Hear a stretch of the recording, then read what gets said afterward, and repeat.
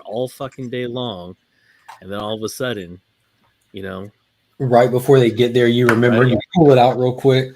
yeah, exactly. I remember that my mom would come home and be frozen solid. Didn't you? Why didn't you take it out? I did take it out. It wasn't in the freezer, was it? Right, No. exactly. It wouldn't even be the fact that it's frozen. Yeah, it's like it's out. It's Yeah, out. That's all you exactly. ask. Throw some water on it. It'll be fine. I know. The whole time my mom's like, "Did you let the butter run the whole time?" I'm like, "Yeah." Why?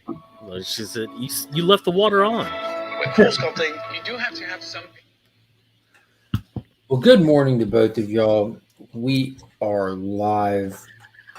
And just because E-Man spent so much time, effort, energy doing it, Blast it. check this out.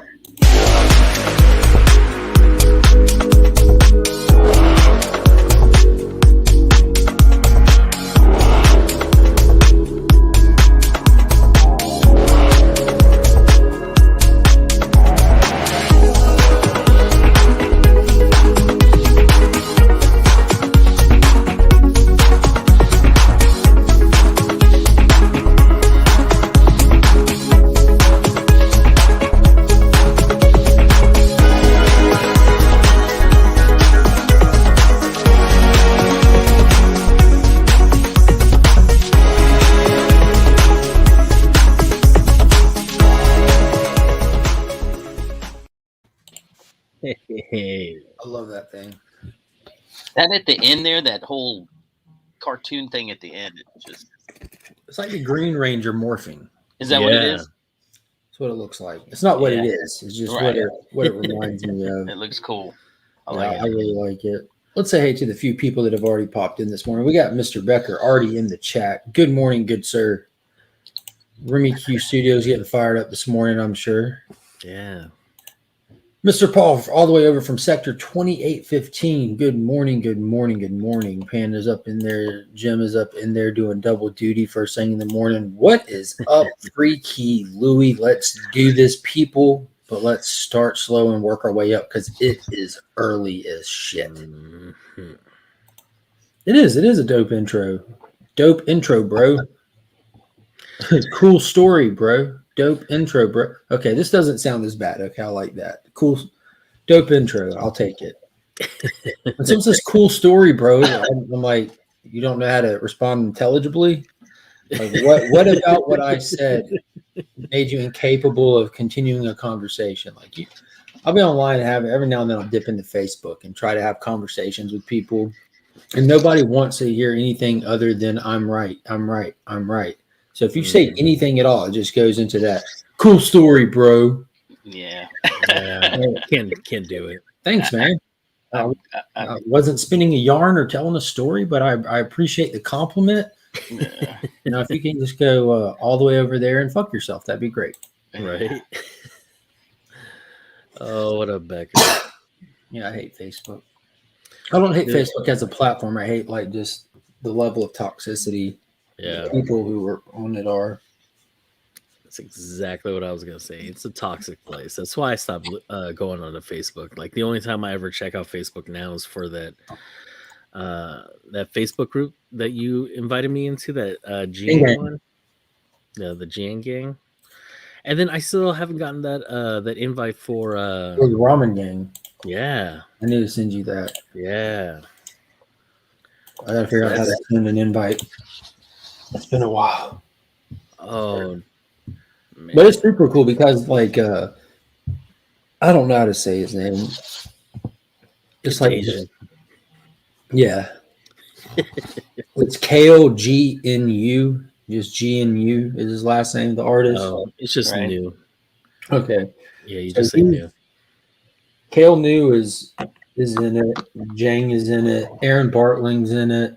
Miko's in it. And all these people are like they participate. You know what I mean? It's not like they're the one like post blasting and everything. But, oh my God. That's a dope cover. My God. Let's see. Invite. You should change your name on Facebook. To not my real name? Yeah, to Panda. It's in there. I thought that was his real name. I didn't for the longest time. I used to put my real name in everything, and I was like, this is not good. My son was like, Dad, never use your real name. Always an alias. I'm like, why? Because somebody could be looking for you. I'm like, bring it on. I thought that's why I created this profile. Right. That's what I was saying. Bring it on. I thought that's what they wanted to do. Yeah. I don't know. But I'm with you. The only time I get on Facebook is if I want to see either who's passed away, who's had a baby, that type of thing. I just scroll right through the rest of that garbage. Unfortunately, my brother is big into let's see how long I can debate with this person that's totally opposite of me. Now, he doesn't blow you off or anything. He literally wants to debate it. And I'm just like, that's too much energy, brother. Oh, that's what I do.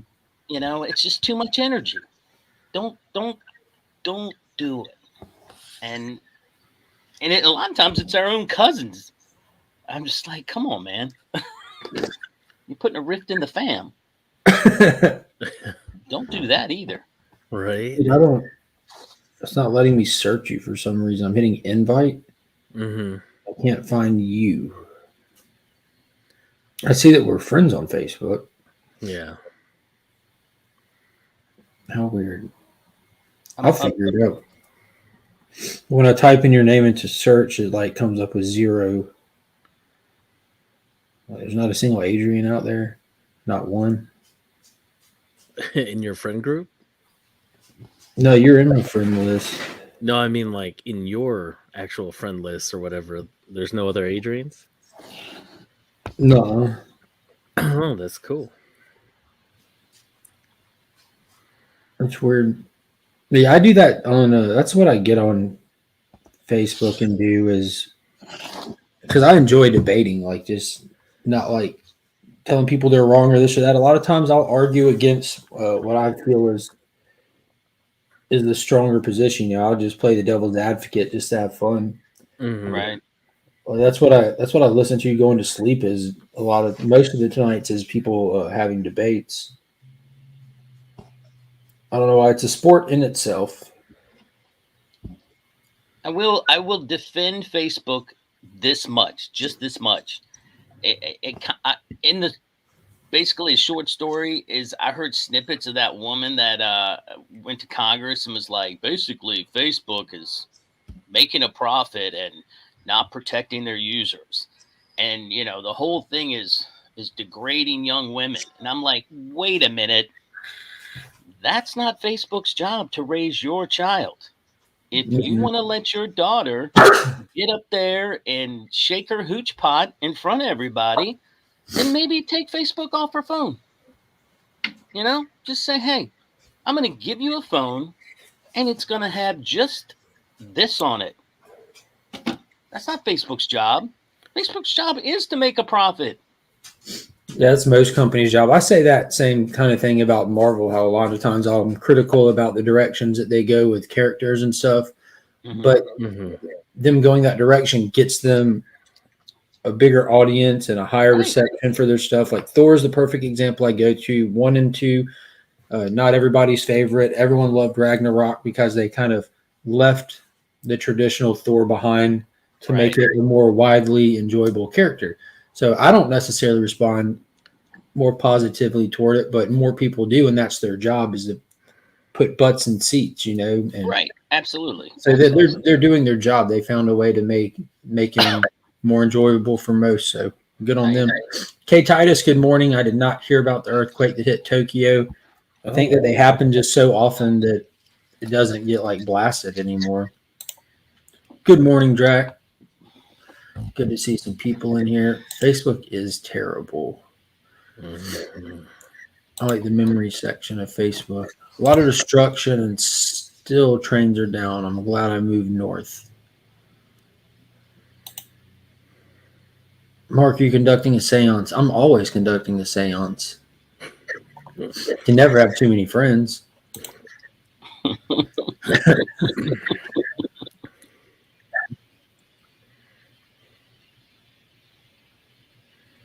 earthquake was the largest since 10 years. I remember, I think the last one I heard about in Tokyo was like an 8.0 or 7.5, something like that. I don't think y'all have small earthquakes over there. That's Godzilla, walking upside down on Tokyo. Yeah, Yeah. he woke up from his nap. Boom, boom, boom. Let me out.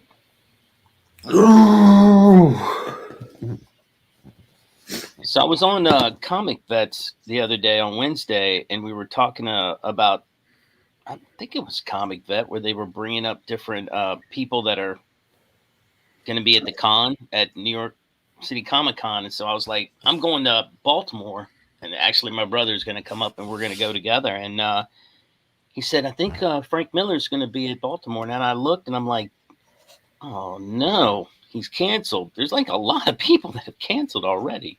Oh man. No Mark Waid, no Walter Simonson. Flo Dameron said that NYCC this year is like the lightest looking it's been in a while. Yeah. Mm-hmm. That's what I heard, the same thing. I mean, we're still getting back into the swing of things. I mean, the cons are being held, but you still have the individual people that are waiting to, they got different opinions on when they feel that it's best for them to return, kind of thing. Sure. Mm-hmm. Well, I mean, some of these. Walter Simonson is not a young man. No, And, I think Frank Miller had some health issues, so he's probably like, I'll pass. Walt Simonson was in the first Thor movie. Speaking of Thor, in the end of the movie, when the day has been saved and he's returned home a hero, and they're all in the banquet hall and the slow motion laughing and drinking and stuff, and Thor's just standing there staring out into the cosmos, thinking about life. In the background, Walt Simonson is like kind of in the forefront of the extras. Is it? He is. Every time I went to Baltimore, him and his wife were both like super nice. A lot of those guys are all business. You give me your comic, sign inside, move on. And he had they had like 25, 30 people. They would sit there and chat for a minute. And, I don't know. I thought they were super nice. Walt and Wheezy are That's a right. treasure to the comic book community.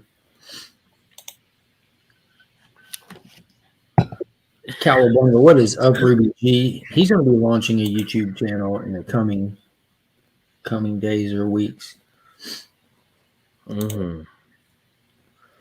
Same thing happened at MegaCon. More than 50% canceled due to the Delta variant. Yeah, it's rough. Cancellations have been brutal. That is why I think C2E2 is holding off on announcing. Yeah.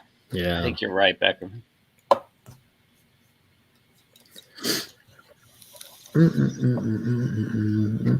Coming soon, early birds.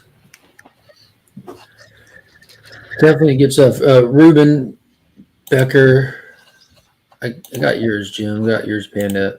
But if you're watching this, if you haven't DM'd me your address yet, and you're a member of the Legion, but if you have joined the channel and you haven't sent me your address yet, be sure to do that. If you're one of these people,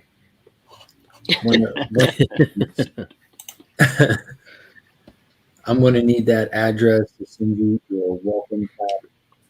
I've been putting together little things to send out to all the channel members and a thank you and a welcome. So if you are on this list and you would like your welcome pack, DM me your address and I will get it sent to you. And if you are on this list, thank you so much for joining the channel. I really appreciate it. I'm still getting used to having a channel membership, which is now live. But yeah, I figured out how to do the early access stuff for people in with that perk. Right. It's not it's not difficult, but it's not as easy as it could be. It's something that's built in to YouTube. Like it's like a preset little perk that you can just put in there. You don't have to define it and all that yourself. There's a lot of stuff that's just already said in there. You can define your own perks, and name them and put descriptions to them, but there's some that just are already in there. And that's one of them. And that being the case, there's no way to just like set it to upload as members and then set it to go public on its own. You have to do everything manually. It's kind of that sucks. yeah. Because I was going to say, can't you schedule a release? You released all those the week you were on vacation. Well, those weren't members only; those are public. Like, I know, but that's so they don't separate that out for you. So if you want to do members, you cannot schedule a members only. If you want to do a members only while you're sitting here, you have to send it out to them. And then if you want it to turn to public, you have to come back to a computer and switch it to public. So on Friday night, the new comic book day preview that I've done already that's available for members, that's the video that I release every Saturday. So normally I would do that and just upload it and set it for Saturday at 7 a.m. Right. I was tinkering with it yesterday. I have no way of setting it to go public at Saturday at 7 a.m. And I'm just going to have to remember on Friday to go in and take it away from the members, right, and schedule it. So over the course of Friday night, from me going to bed to me waking up, it won't be available at all again. Dang. It's just weird like that. Like, why wouldn't it just have like a function, That is weird. And yesterday I tried to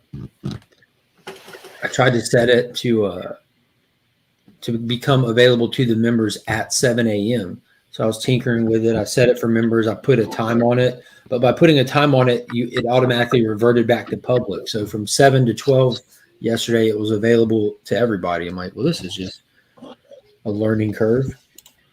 Good morning, Hidden Gem Comics. How are you doing today? Glad to see you in the chat.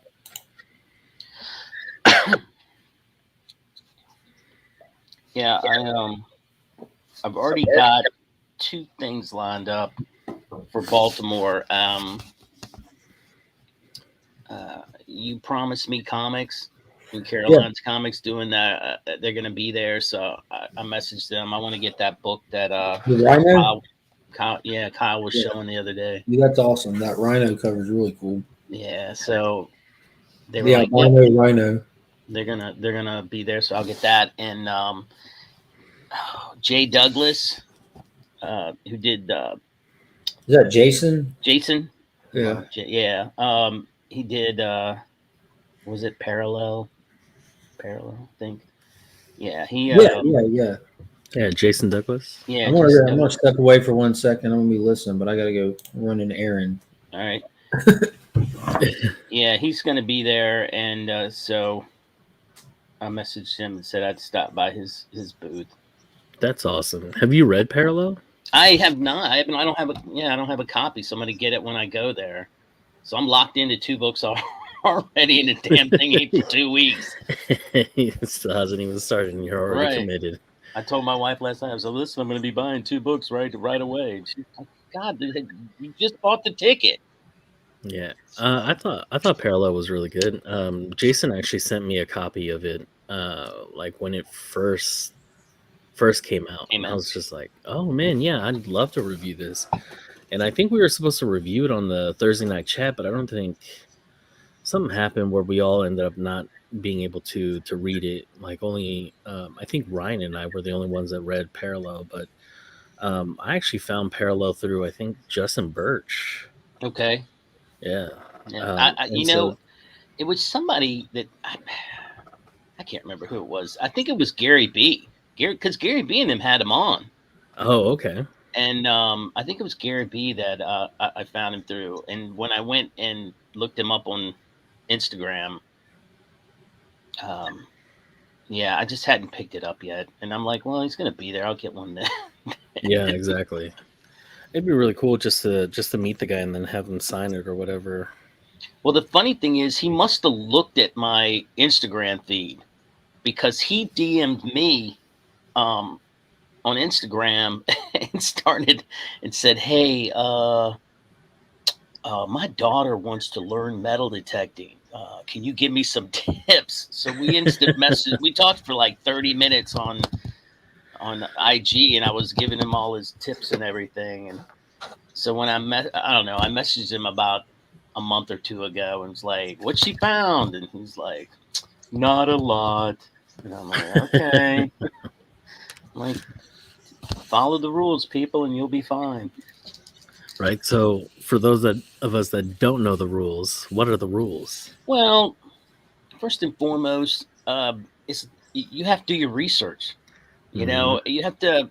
I mean, most people, I think, see all these videos on YouTube of these guys detecting, but what they don't show you on YouTube is so like you'll have these guys and they'll have videos of them in a stream or here Mm-hmm. is an area they researched that all winter long and said, hey, I know where this place is. It was a hot spot, or it was a boat landing during the 1700s. And, especially here on the East Coast where I live, you got to remember, Panda, everything was coming over from England Uh-huh. and they were dropping into the coastline over here in Virginia and Maryland and whatnot. Oh So yeah. these guys are trying to figure out where them damn boats were. And I mean, they did this. I watched a video not long ago. These guys pulled up, which is basically, like a huge 8 reals, which was a silver, all silver coin that was minted in Spain, and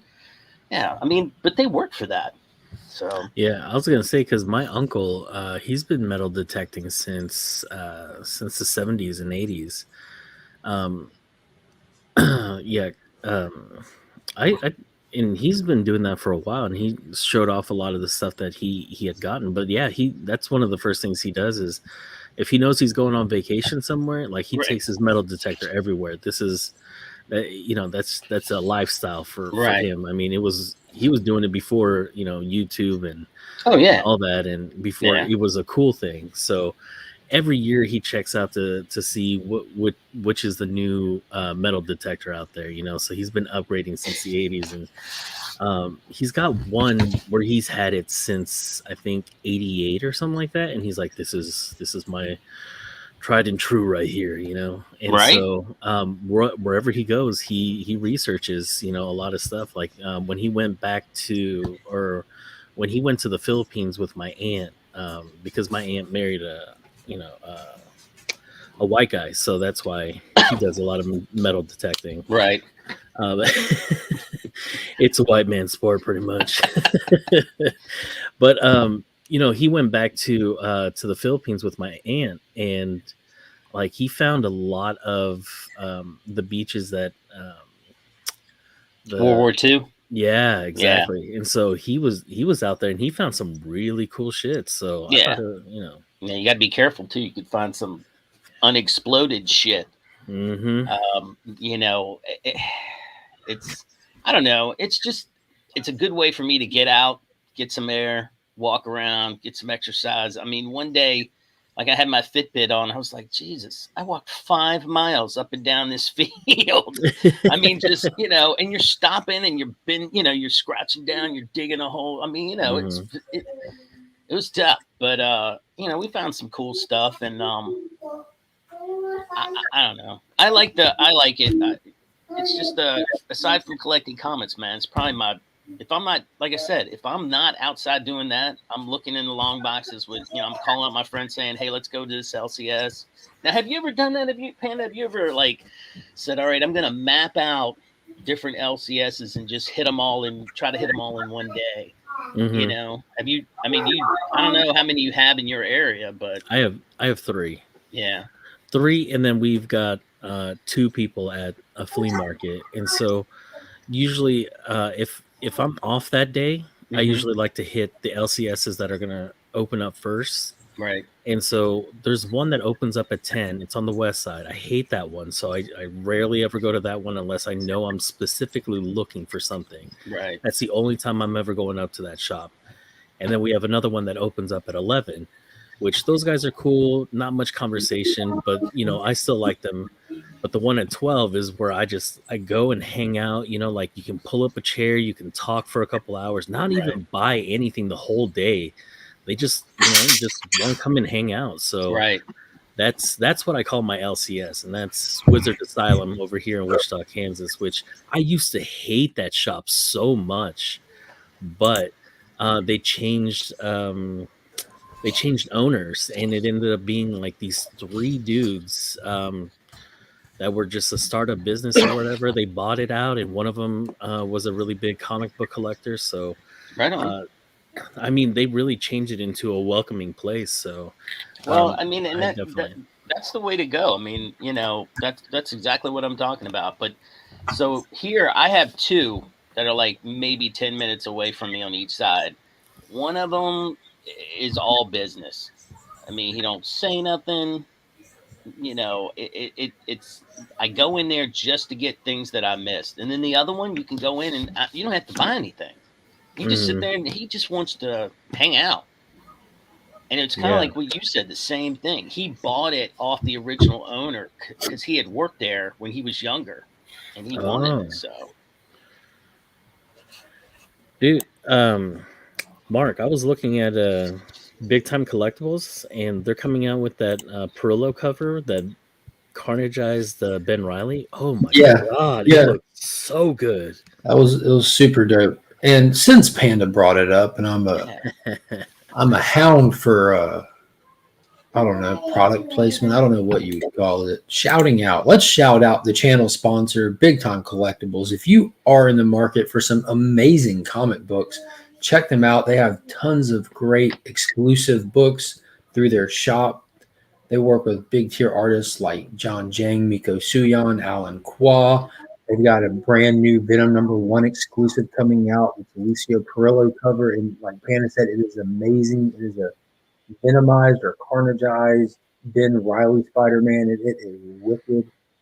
So you can find them at bigtimecollectibles.com and follow them on social media at Instagram or Facebook.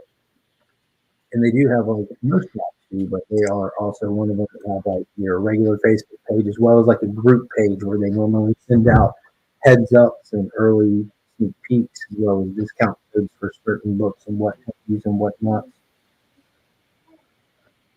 Hell yeah. Are you familiar with Roanoke Island, Jim? yeah, yeah. I don't know. I don't know if you can even detect there. To be honest with you, um, People have been trying to figure out what happened to him for a long time, so maybe not. yeah. I mean, there's certain things about obviously you can't do battlefields. You can't detect. Well, I don't. You say Y- obviously, but I don't think me and Panda. Yeah. yeah. So you cannot detect like I can't go like Gettysburg is I don't know, not that far away. And I can't go to Gettysburg and detect it. I can go to jail if I do it. When I Is was it living in, because it's a battlefield or because yeah, it's there like it's federal land.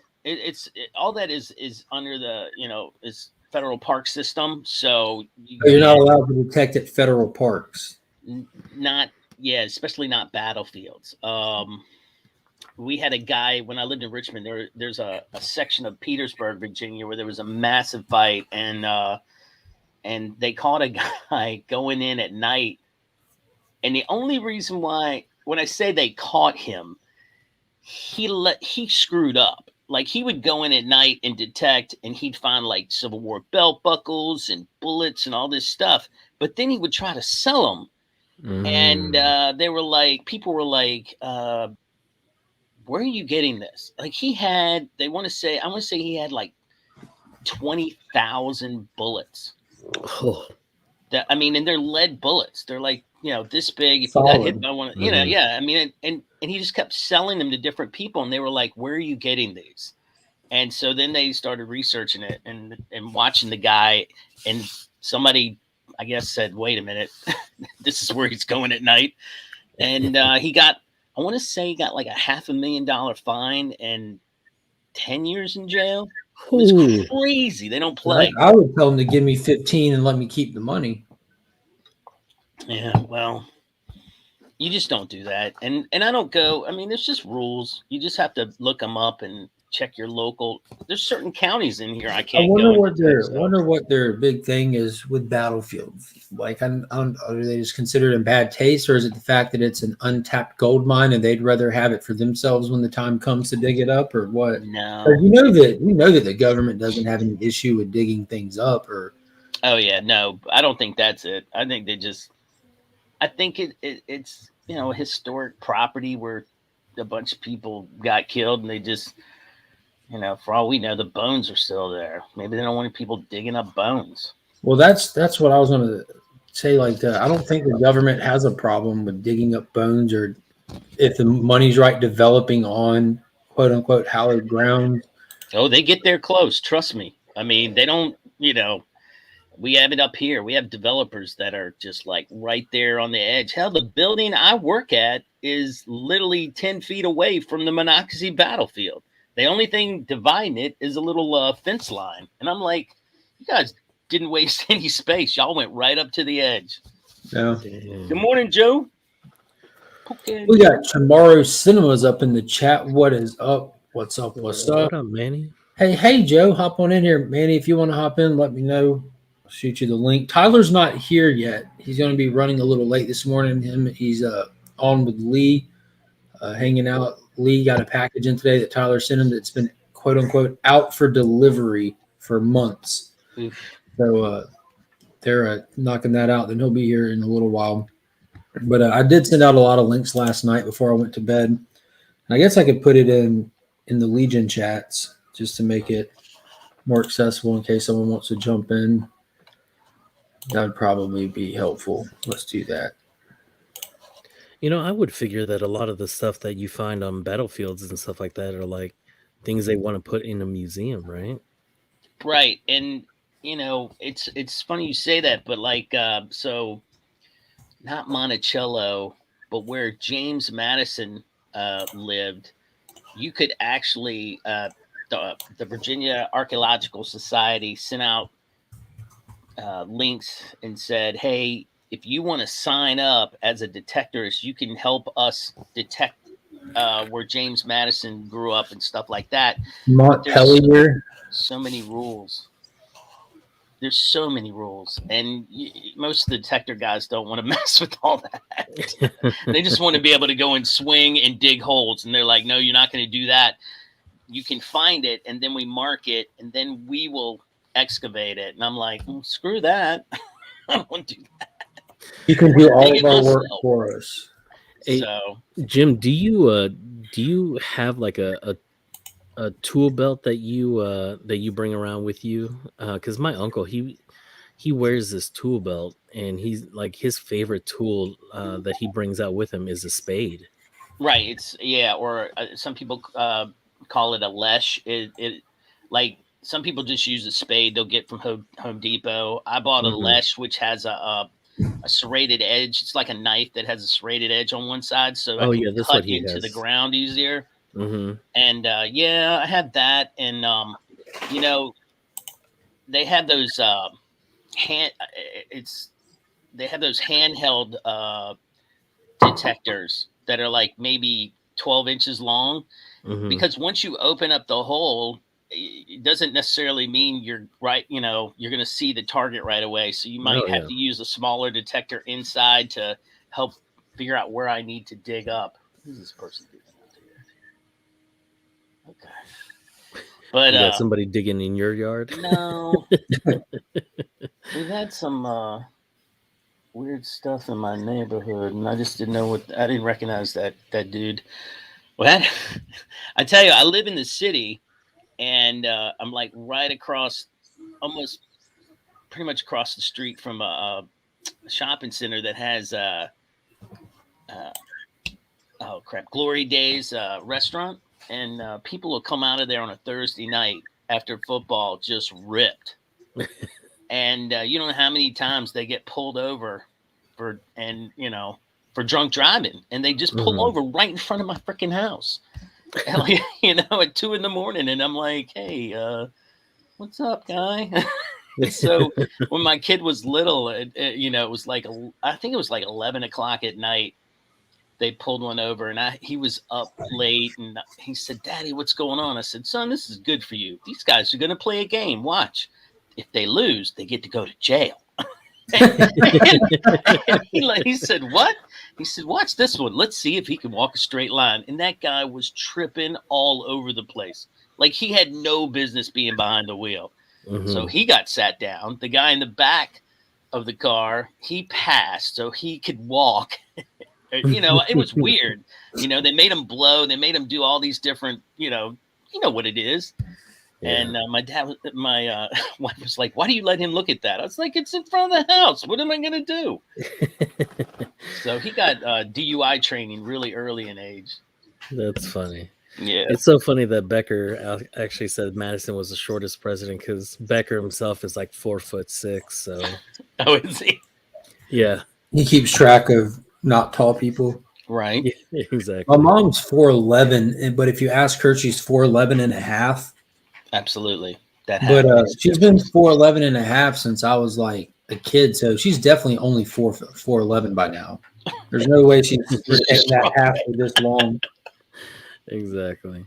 You know, It's so funny we get taller until we don't. Then we get shorter as we get older. You know, Oh, absolutely. gravity takes its toll.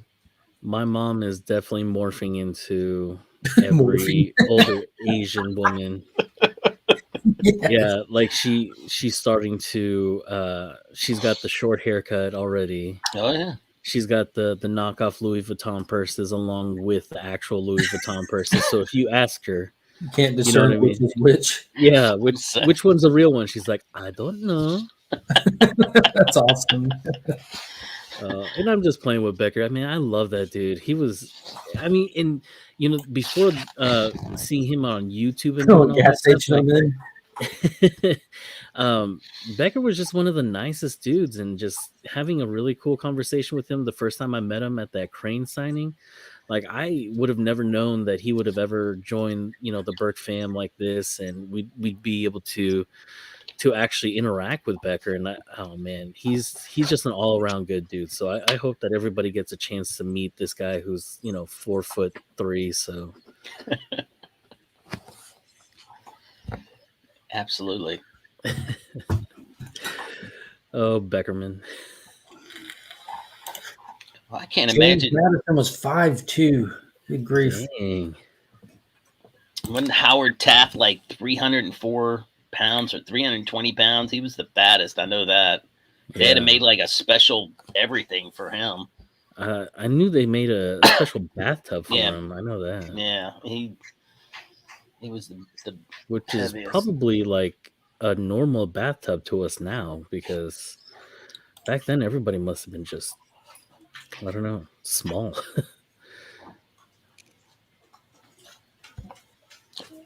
Hey, Evil.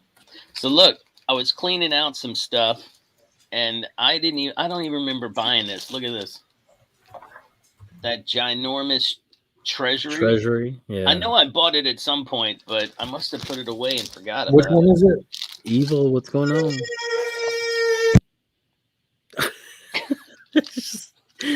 Coming in screaming. Yeah. We ain't playing. Hey Finn, why are you yelling, man? There's people sleeping. I don't see mommy, and I don't see baby. Because they're in bed asleep, man. If you start yelling, they're gonna wake up, and if you wake mommy up, it ruins our whole day.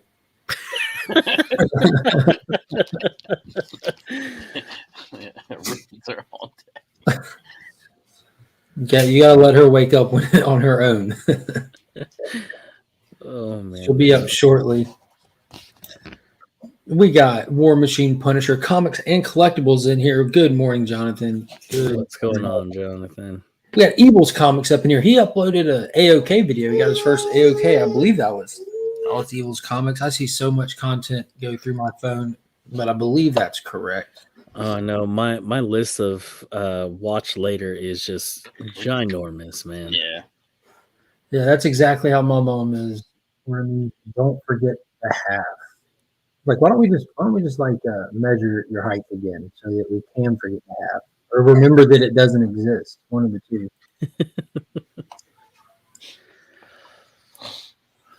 Ooh, so many people coming in. They're starting to pop in. Good morning, Dave. How are you What up? today? Dave? Brian is up in Hi. here. Boom. I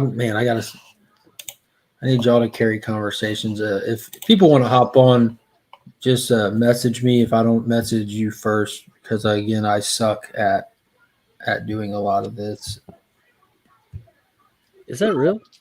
Porterside? Technically, it is probably illegal to detect anywhere other than your own property without permission. You have to look it up. Yeah, so like I can detect the public park in the city, but I can't go to the next county because when I went over there and actually looked it up online, they have regulations that say you With a can't backpack. detect. So you have to look it up. And yeah, I can't come to your yard, Panda, and just start digging. That's called trespassing. And I don't, No, not that would unless you be, have my and my not unless That's I called have, yeah, trespassing. exactly. That's why everywhere my buddy Colin and I hunt, we get permission. I'm trying to work on a site that was over here. We used to have this like tram that went up the side of the mountain, and a buddy of mine lives pretty close to where the jump on point was back in the early 1900s, and he said he's trying to get the lady that is on that spot to let us detect it. So I'm still working on that one because I just think that would be rich with all kind of goodies where people drop stuff or whatever. And yeah, I imagine Like- that's definitely part of the enjoyment. Like how you said, the first thing you have to do is do your research, but then you actually have to put in the work to pull Oh, permits or research people and actually find kind of Yeah. appropriate ways to get in touch with them or approach them without being off-putting. You got to Yeah. walk on eggshells, like, because you never know what kind of person someone's going to be. Are they going to be a recluse? Are they going to be a get off my lawn kind of person? Right. Are they going to be open to the excitement of the historical aspect of it? Like, you got to come in soft and find your in with them. That's Look, pretty cool. we went up, and a lot of these farmhouses aren't right on the side of the road. You got a 1/4 mile drive up the road. So we drive up to this one farm place. You just the know guy- a gun pointed at you the whole guy way came up. out of the freaking barn with a shotgun. I was like, okay, I don't think this is going to go well at all. And so the inviting. guy I hunt with, Colin, he's a Marine, so he's like, nope, screw that, Jim, we're going in. And I was like, okay. and so we go over there, and he's like, yeah, no, don't, just, you can go. And it was very quick. He was like, no, you're not doing anything, just go away. Hey, at least you had a conversation instead of being shot at. So Yeah. I mean, most of the farmers are pretty good as long as they haven't planted. And if they have, they say, not this field, go to this field. I can just see Jim like pulling like an auditor move and having a trunk full of disguises and clipboards with fake forms on it to approach people just to get on their property and stuff. I'm with the state, bring me a little vest. I'm checking property lines, I did have a lady ask if we could find it. She said, can you find my property marker? So that's like 4 corners, usually on the 4 corners of the property. And so we found one in the front and one in the back because they were metal and they were not quite too deep. So we marked them, and that was that. But did she let you detect within her Yeah. property? Oh, Yeah, okay, she awesome, didn't care. awesome. She just asked if we do that for her because that costs money too. I mean, she at least she now has an idea of where her property ends on each corner. That's always good to know too. Yeah. My uncle being in Kansas, Pat. I swear to God, he's got the largest arrowhead collection I think I've ever seen anybody ever own. Because I want to get up and do my shooting. Finn says, I want to be on here, bro. I want to be on. Oh, look at Monkey. But yeah, man, like my uncle's got just from digging and stuff like that, like he has so many arrowheads. Like I remember getting those as a kid, Yeah, that's some tough work too. We have an area through here. It's a creek everybody's pretty sure that's where the Indians were, because that's where a lot of arrowheads were found. But man, that's just a lot of.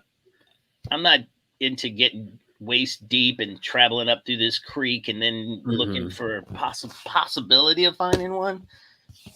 So I don't know. Hello. Hey, what's up, Finn? I love your guys' matching pajamas. That is awesome. What's on there? Ghosts. Oh, they're ghosts? Ooh. Wow. You're not afraid of any ghosts, are you? Yes. But Oh, but when we did good ghosts and bad ghosts, I had away from bad ghosts. oh, There you The go. well, good ghosts, I'm flaming good ghosts. Do you know that? I'm flaming good ghosts. I didn't know that, but did you know that I ain't afraid of no ghosts? Yeah. Oh, Who you gonna be for Halloween? Batman! Batman. There you go. Ooh, who's your little sister gonna be? Do you know? Mom was gonna be a Batboy. She got a little purple Batgirl outfit with a little purple tutu to go with it. Instead of a full mask, since she's little, it comes with like what are those things that girls wear that hold their hair back? Yeah, barrette. Yeah, like yeah, Oh, Yeah, headband. headband. yeah, Yeah, it's got one of those with the bat ears on it. Oh, nice. that's awesome. And then my wife has a Harley Quinn outfit that she's had for a long time, like a real high quality one. And then I've got a Joker suit that I bought. I think this would be the 4th year in a row. Like if you look at the homepage of my YouTube channel, it's a picture of me wearing it and a picture of Finn in a Superman outfit. But I told her that's because my wife's favorite holiday is Halloween, so she normally goes all in on whatever. But I bought a Joker suit, so I'm going to wear it every year till it disintegrates because it wasn't cheap. It wasn't cheap. Right. Every time I wear it, that's knocking the price down. Sure. Clear that overhead. So I'm about up to $20 for that suit. I need you to get down. No. Yes. Thank you. That's the my same way leg- I feel about Christmas trees. All right, go plug it in there. No. Yeah, do you follow the rules with Christmas trees? Like you can't cut down trees that are in federal land, but you're like, that's where the best ones are. No, I mean I buy a fake one, and if you pay $100 some, you got to keep it for at least 10 years, so you get it for $10 a year. Yeah, it's not bad. It's like the reverse of a payment plan. That's exactly right. Good morning, Paul Rogers. Glad to see you in the chat. Looking forward to getting by the Augusta Book Exchange today and picking up the rest of my pool. And for those that don't know, if you're ever in the Augusta area, be sure to stop by the Augusta Book Exchange. Say hello to Paul. He is a member of the Legion. What is up, Paul?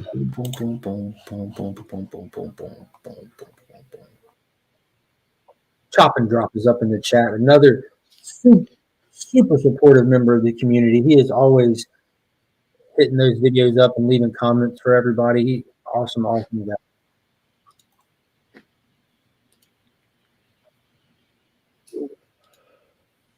So, and I heard you say is it your grandfather who metal detects? Is that what you said? Oh, it's my uncle. So you said like whenever he goes out of town or travels, he always takes his metal detector with him. Does he have like a portable one, like one of those wands that people hit you with at the entrances of doors and stuff? He's got one of those, and he's also got one of those like the one that attaches to your arm that goes all the way down to the floor. And take that with him even? Yeah, but he puts that one inside the suitcase. He'll take it apart and then put it back together. It's honestly like it's got its own case, I think. Yeah, you can buy ones that are. I mean, some of these guys are like just like the gun cases. They have their own cases, and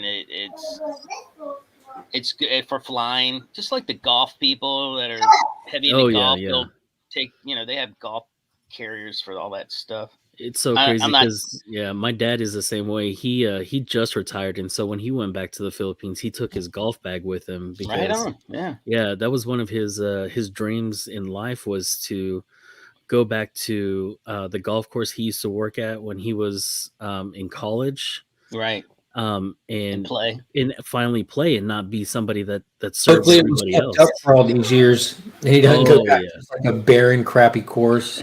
Dude, no, it's one of the most premier courses, I guess, throughout the years and stuff like that. And so it gets a lot of play from international players and from PGA players that are just on vacation going around. Like it's an exclusive club.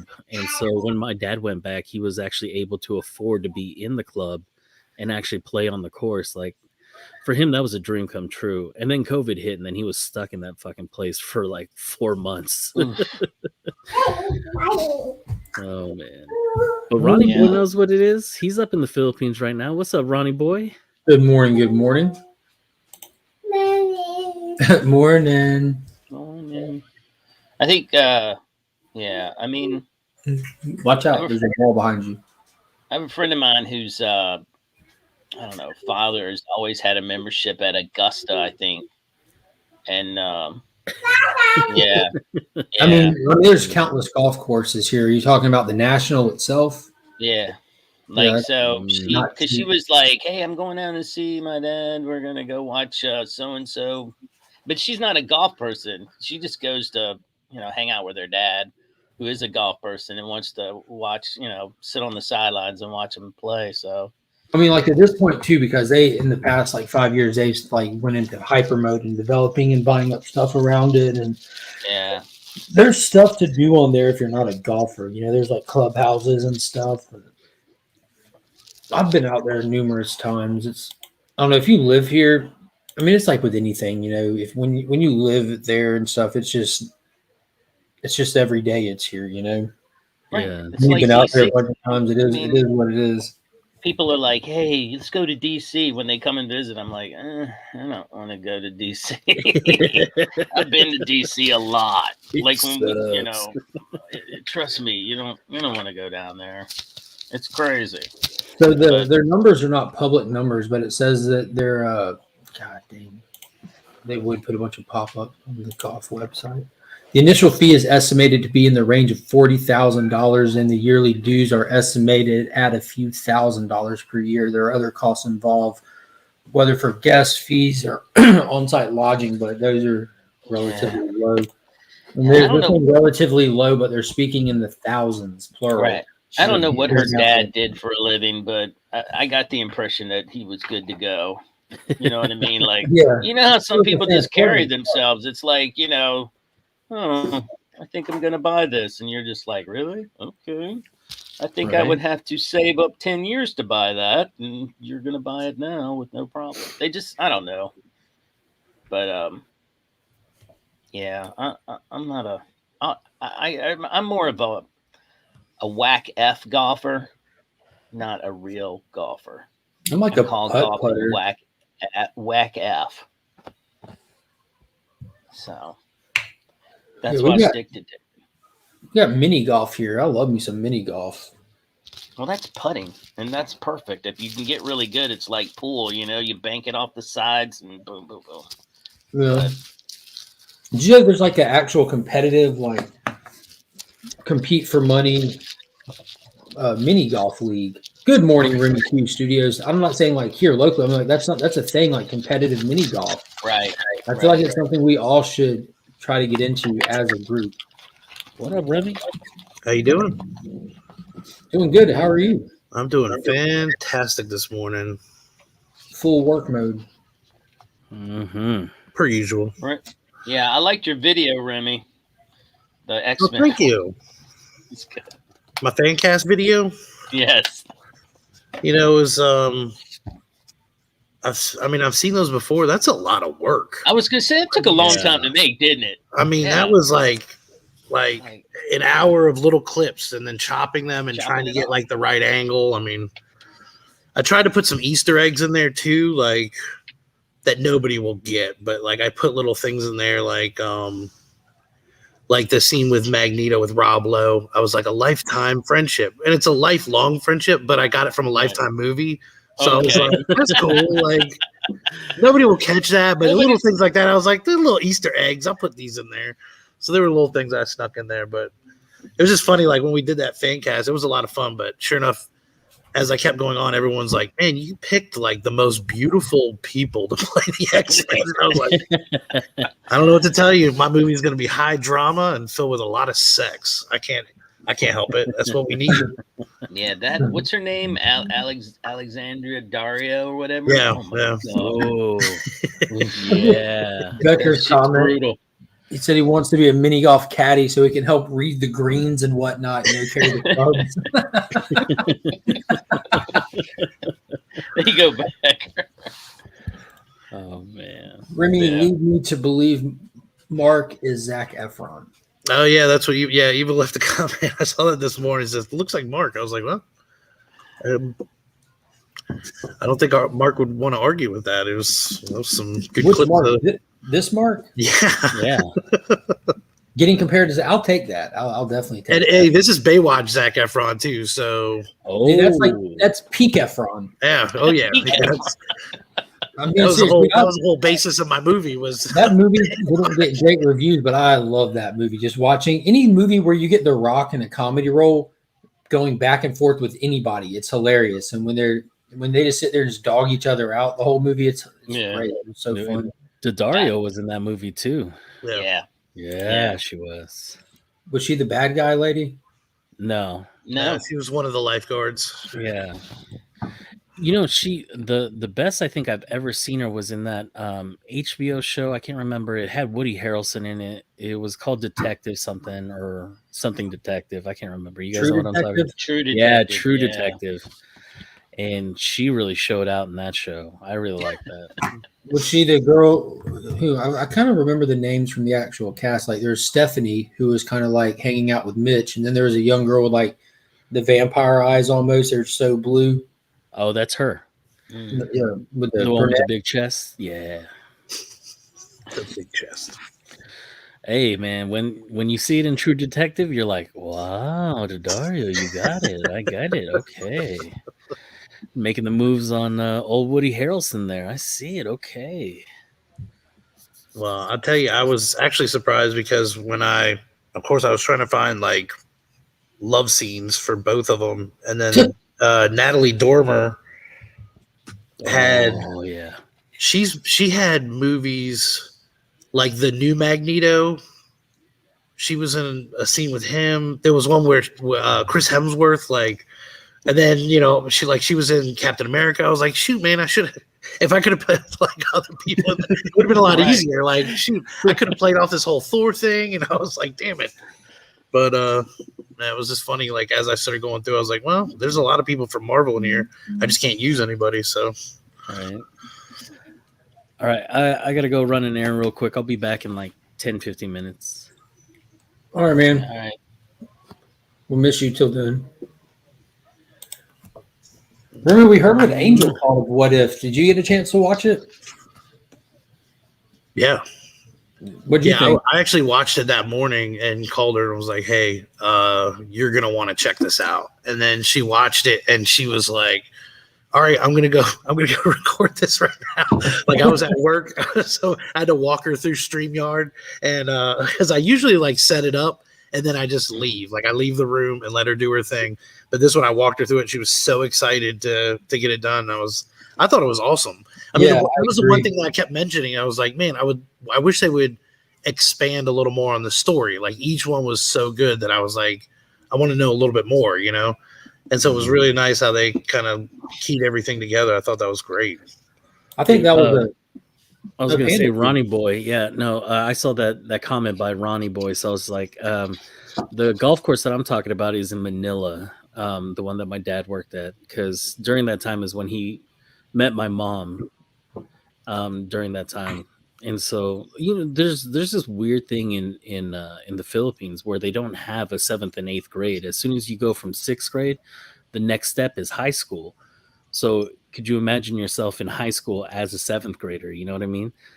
And so 12 years old walking through the door, I'm a man now. Exactly. And so when my dad met my mom, she was in high school. But when you think high school, like it's even younger than what we think of, because you graduate high school when you're 16.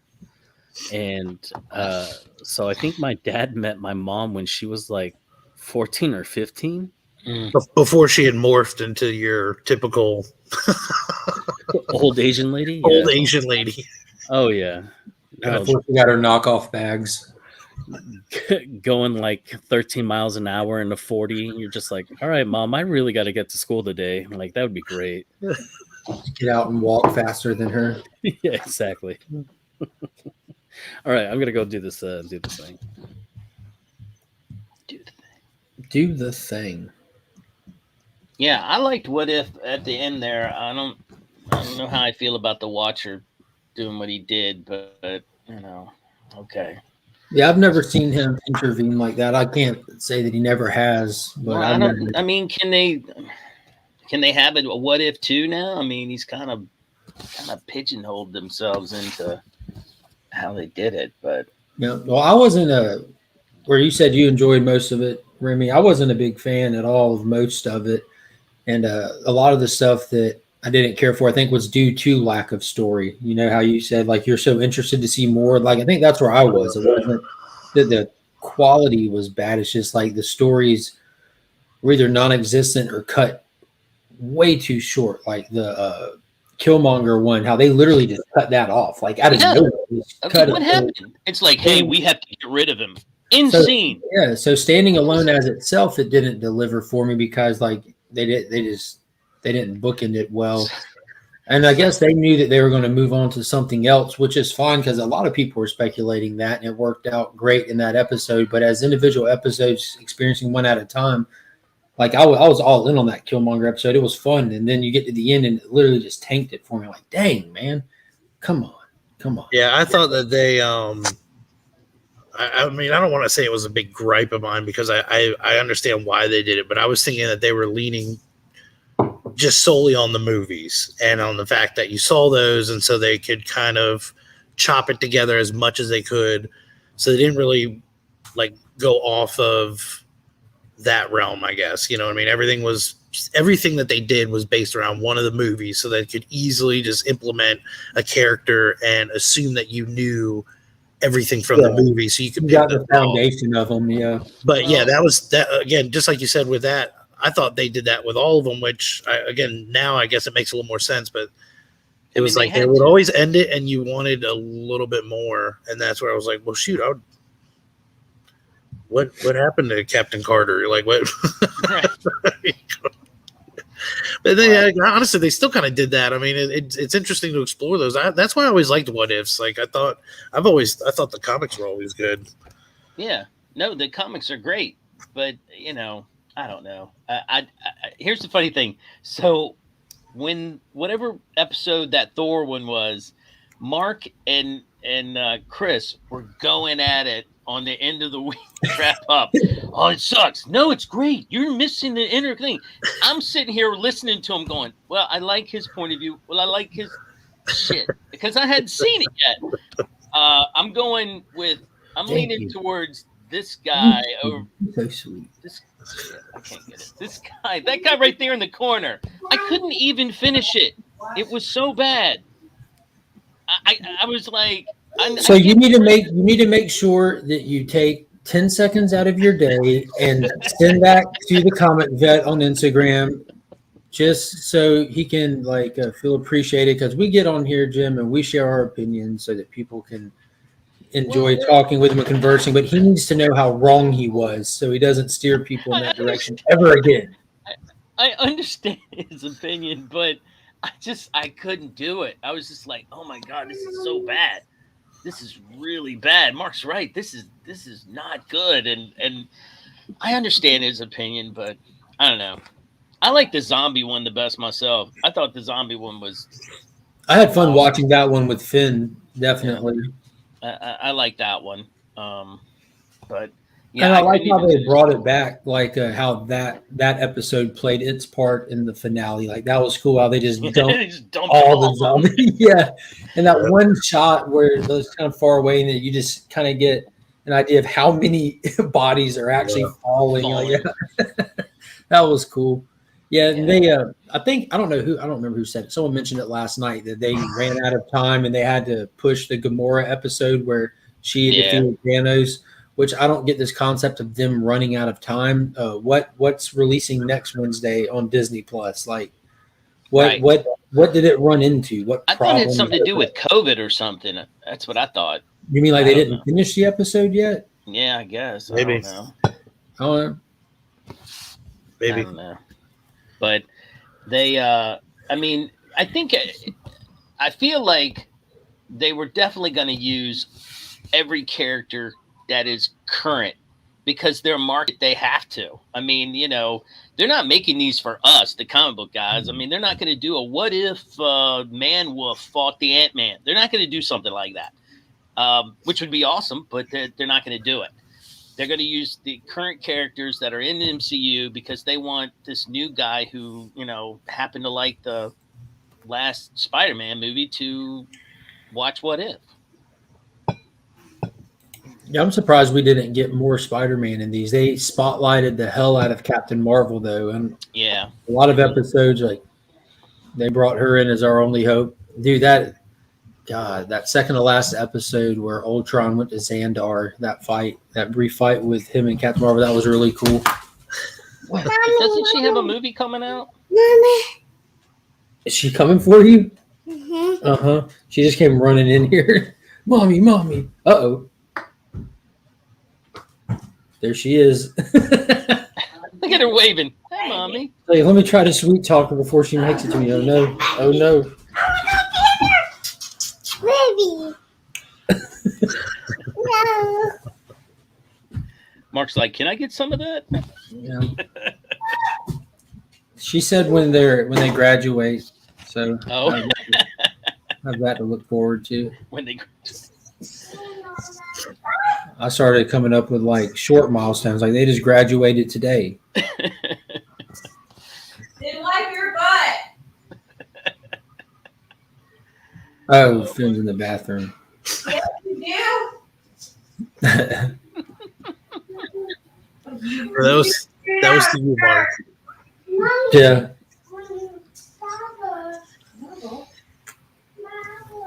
you leave it? Go get it. Yeah, I wasn't about graduation until Logan hit 10, and now I've got a calendar set up and we're gonna have a celebration. Like it was once he hit 10, I was like, oh crap, we have another one after this. We got to do this all over again. Like this is too much. Is Logan your oldest? Yeah. I tell everybody he was sleeping once, and we thought, man, he's so cute. We should do this again, and then we did. And My wife just pointed at me and nodded. I tried to warn her. I try to warn, like, especially new like newlyweds and newer couples and everything. Like, take your time. Don't rush into that stuff, man. I don't really feel like we rush into it. Like, if it was going to be one of those things, like, we were definitely going to have another one eventually. I'm glad we went ahead and did it because, like, that whole thing, like, you're not getting any younger, and you're going to want as much energy as you can and all that with them. Because I play with these kids like nonstop, except obviously when I'm on here at work. But like, I couldn't imagine like we got a family friend. Him and his wife couldn't get pregnant for whatever reasons, and then when he's like 69 and she's like 65, she ends up pregnant. End up being twins, and it ends up going perfectly. So now their kids are like however old, you know. And they're in Boy Scouts, and he's constantly going on camping trips, and you know, it's just I can't did imagine. backwards math. I said, when do I not want to have them?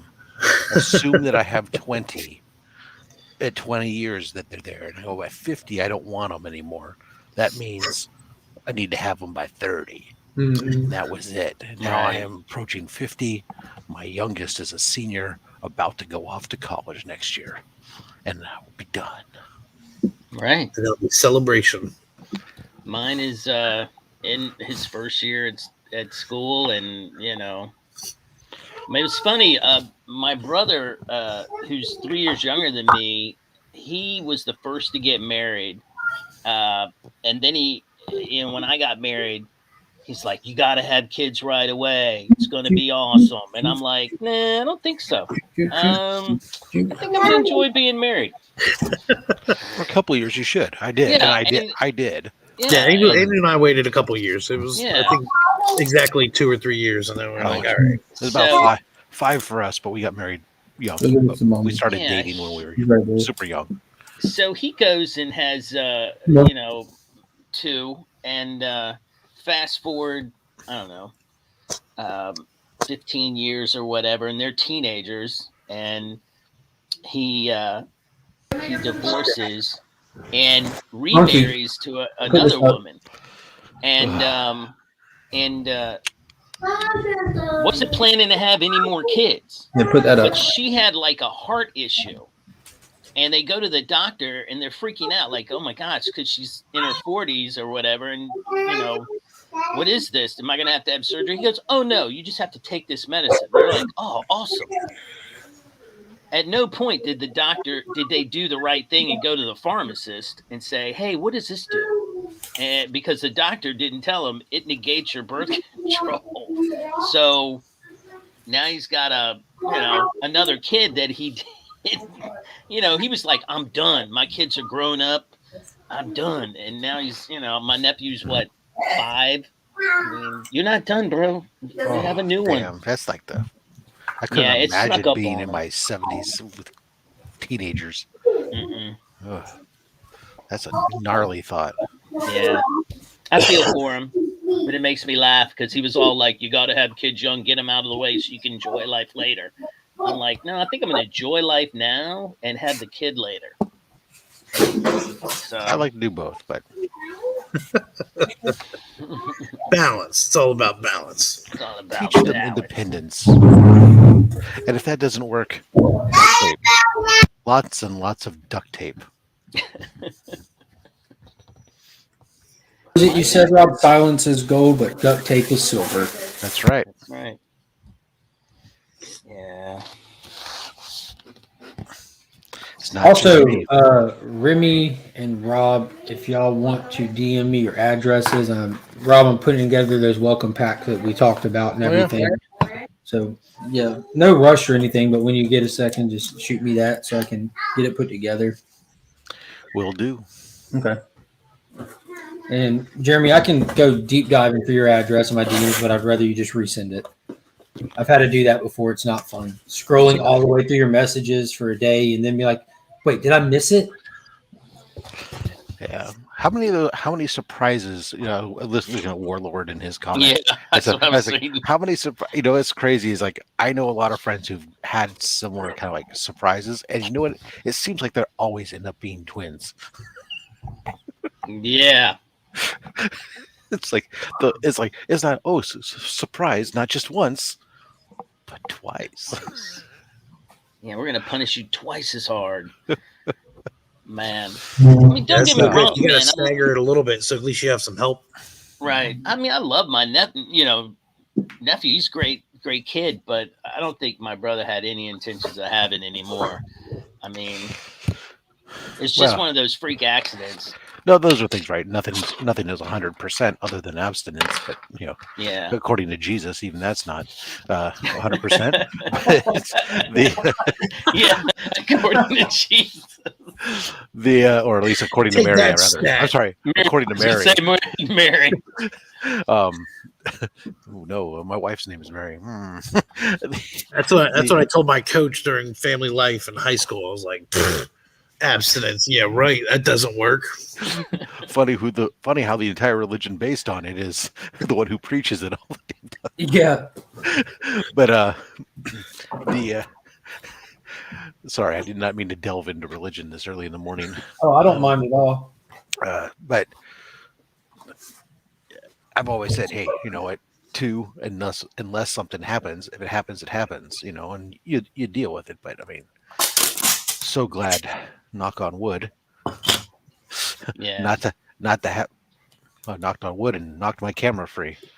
I forgot this laptop is hypersensitive. My work laptop's hypersensitive to movement.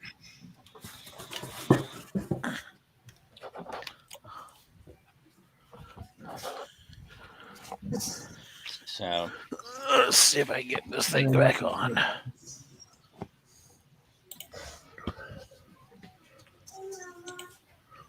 The chat is vasectomy this, vasectomy that. Right. Vasectomy with a wiffle ball bat. What? But you got Biggie coming in with a little bit of common sense for the people saying the word vasectomy. There's all kinds of birth control out there women can take. Oh, absolutely. Yeah. No, I mean, you're not taking a knife to my schwanz when you can just take birth control. Like, well, that's always there's people forget to take pill, various other things. I mean, there's other health other risk stuff with and- everything. Yep. And a vasectomy, they may not do it right. Isn't that what Well- Evil said? He got a vasectomy and it didn't take. Yep. Third child at 38. Oh my God. It happens. If you're just busting in random women. Yeah, no. That was one of those things where my wife she had to take various things, and she's like, oh, I'm going to be on this stuff. So if you don't want to, you don't have to. And I was like, want to? No man wants to. And I said, but I was willing to because, it's a lot easier on me to go get taken care of than you. But but if I don't have to, That's my wife's peace, yo, point. I'm out. Yeah. Years ago, my wife was thinking about going to medical school, and somebody gave her a bunch. And when I say years, VCR tapes of random surgeries, and that. So I come home from work one day, and she's popped in one VCR tape watching of random it. surgeries, huh? Great. It was insane. I walk in, and I'm like, "What is this on the TV?" And she goes, "Oh, I'm watching a vasectomy." And I'm like, "You need to cut that shit off right now." That's what they're trying to do. See that.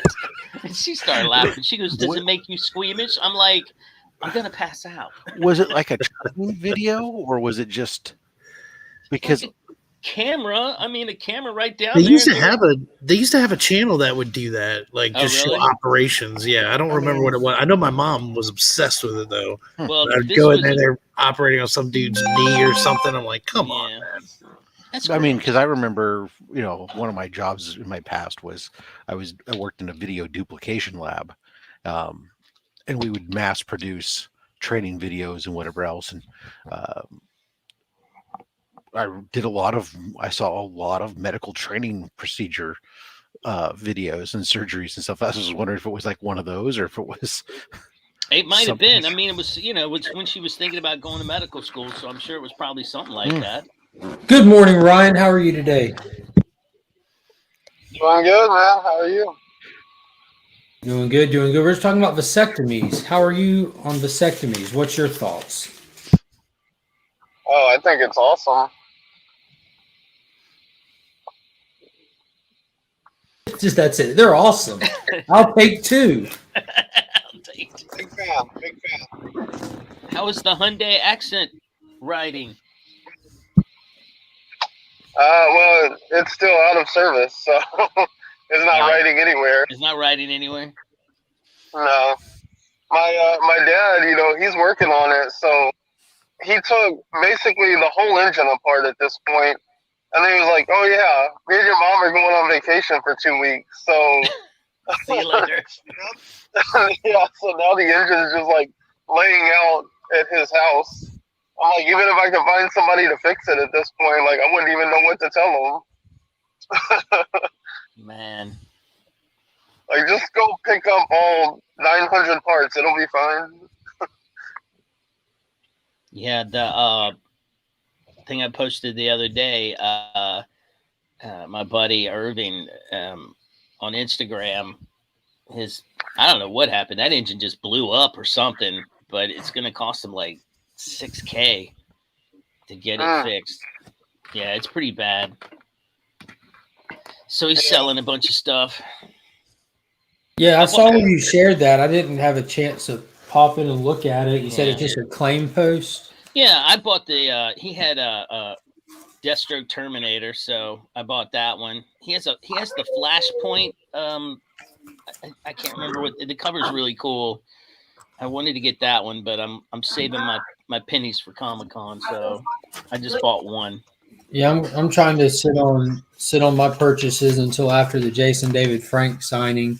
Like, my initial thought was to get all excited and get all kinds of stuff I have and take advantage of the opportunity, but there's no CGC options, and I don't like submitting through stores because it costs more. Yeah. No CGC.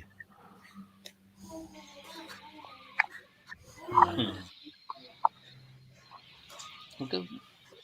I mean, sometimes you got to sell stuff to get things fixed.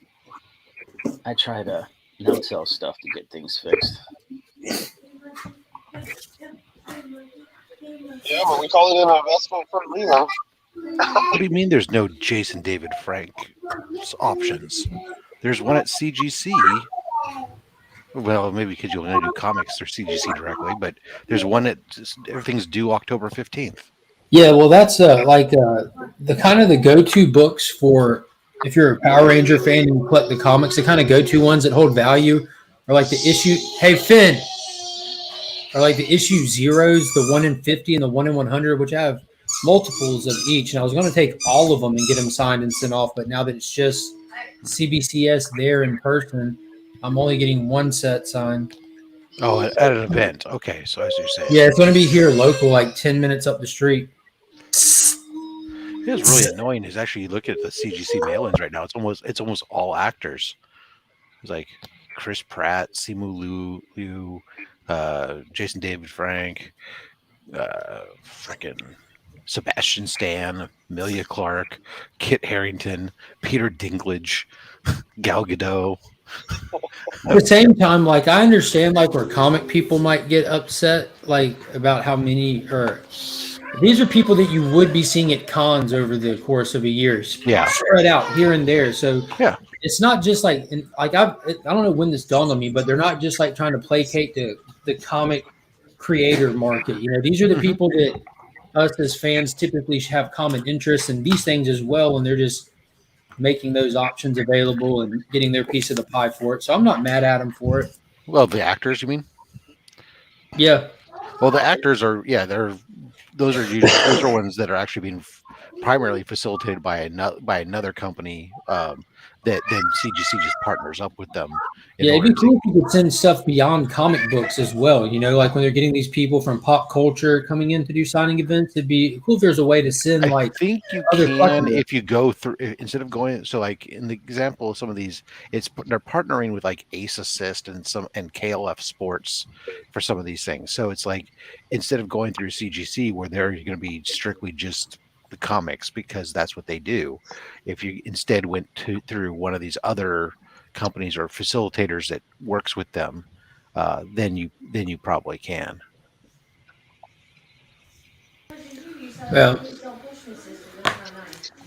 but yeah, I'm excited for the Jason David Frank signing. I think I'm going to take like there's one of each of my issue zeros, and then I have like the first appearance of Draken cover, and they're all like those matching covers with the helmet being held, you know.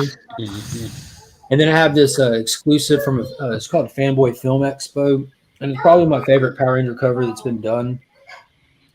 And I'm thinking about taking like I've got the original Megazord from like 1993 for the Green Ranger, his Dragon Zord, and still mint in box and everything. Like there's countless stuff I can take. Most of my Power Ranger merch is like in boxes and on the shelf or in the spare bedroom and just put up. Like I don't have it out on display and stuff like that. But I pretty much rebought my whole childhood when it came to the Power Rangers stuff. It's best to do it now while you're young, because when you get to be our age, it gets more expensive. Because suddenly all your peers want to do it.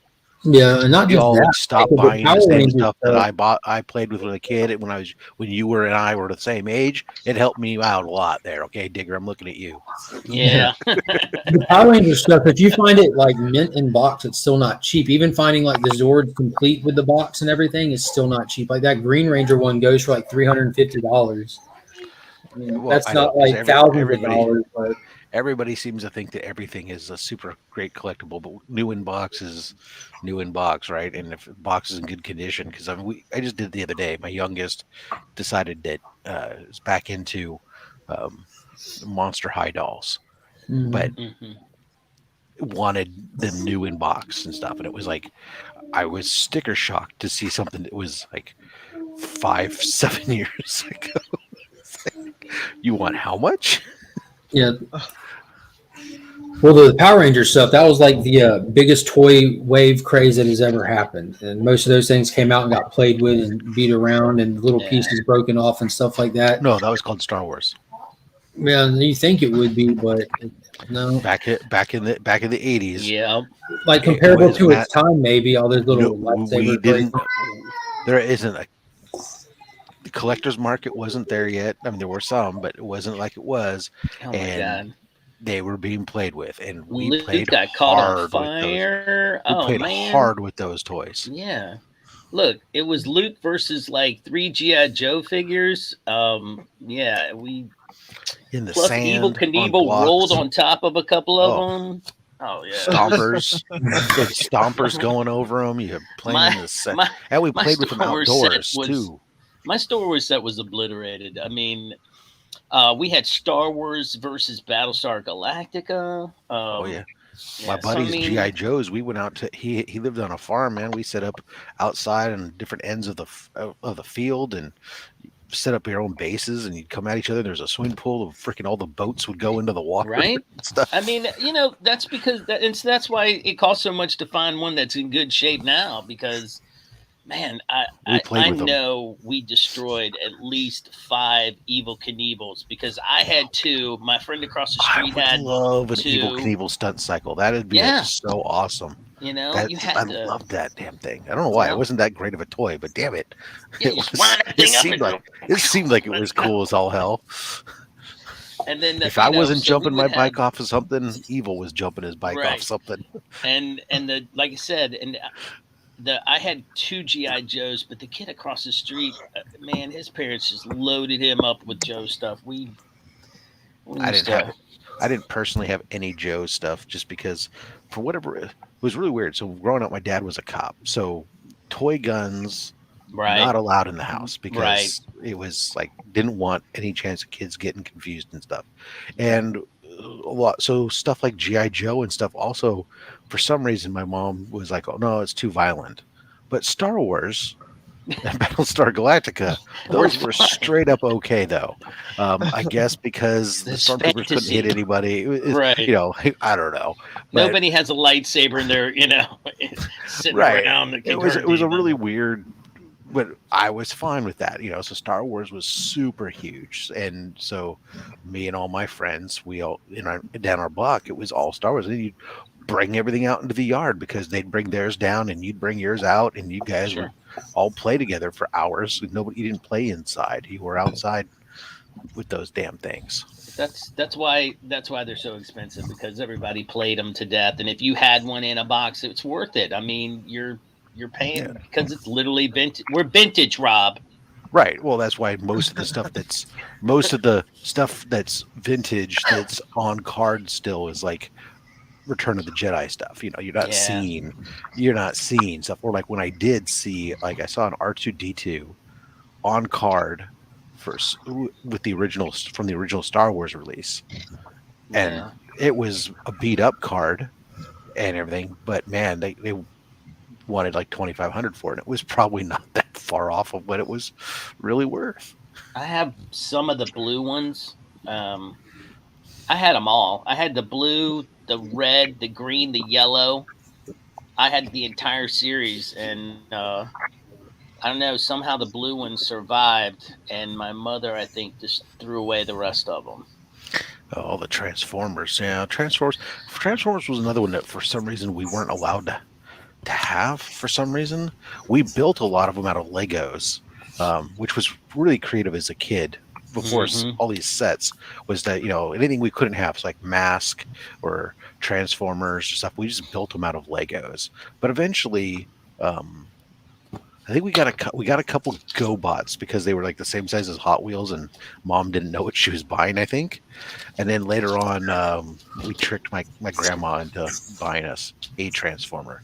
So I had like one of the Insecticons, Shrapnel, for a while, and then you did the thing that kids did. We traded, So I had Shrapnel, then I traded it to some other kid for like a Perceptor, and then traded that for Soundwave eventually, and it was pretty cool. Did any of y'all have Captain Action? Do y'all remember Captain Action? This is like pre-GI Joe, back when like it was like early stuff. Like you had one primary. We're not that old. Then he would get the different suits to put on him, and he would like assume the power. It was the male Barbie, but they called it Captain Action and stuff. Yeah, no, not that all old. the comics and stuff. Yeah, those are cool stuff. I remember when my dad went back and bought those original ones when I was a kid. That was a big purchase. Yeah, I'm looking for. I'm trying to think of where I. 600 Transformers. That's crazy. Yeah. But then again, some people say that we're crazy for having thousands of comic books. So what are you gonna do? Yeah, Transformers. That's kind of like.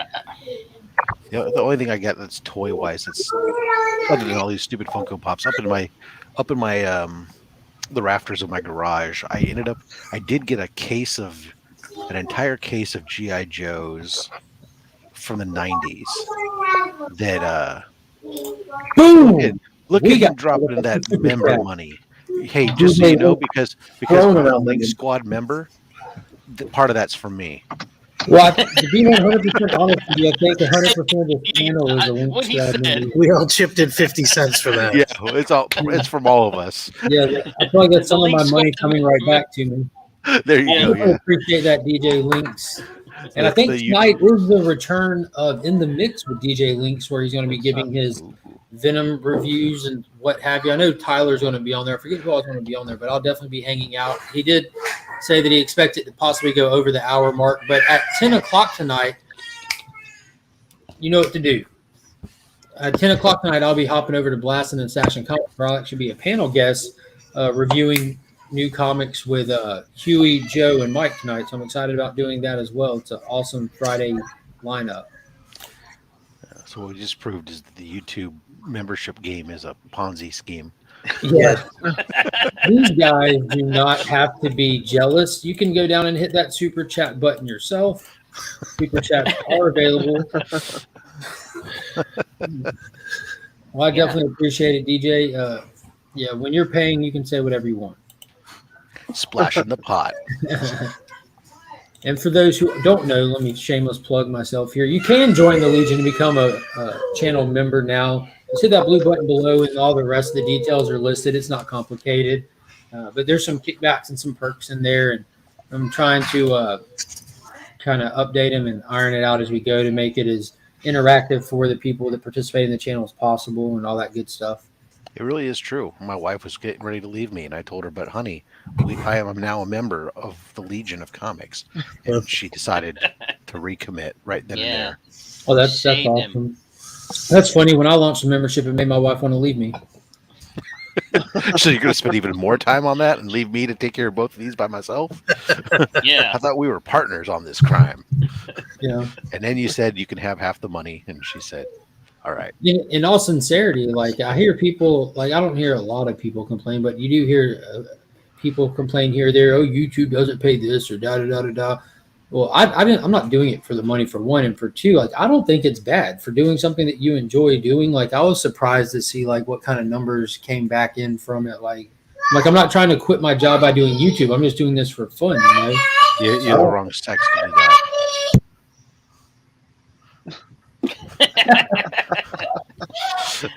She's got to check in every now and then. But yeah, I think that they do just fine with like with the ad program. They give you 55% of like whatever, like when it's said and done, you get 55% of stuff. And with the super chats and the channel memberships and stuff like that, they keep 35%, which to be able to operate on a platform and hang out with people and do all this to get any kickback, I think is awesome. Because even if there wasn't any kickback, I would still be doing it. So the fact that they kick money back to you because they appreciate you bringing people to their platform, that thing, that's awesome. No matter what they give you, 65 cents you didn't have. Exactly. I mean, there are people on here that on YouTube that this is how they make a living. This is what they do.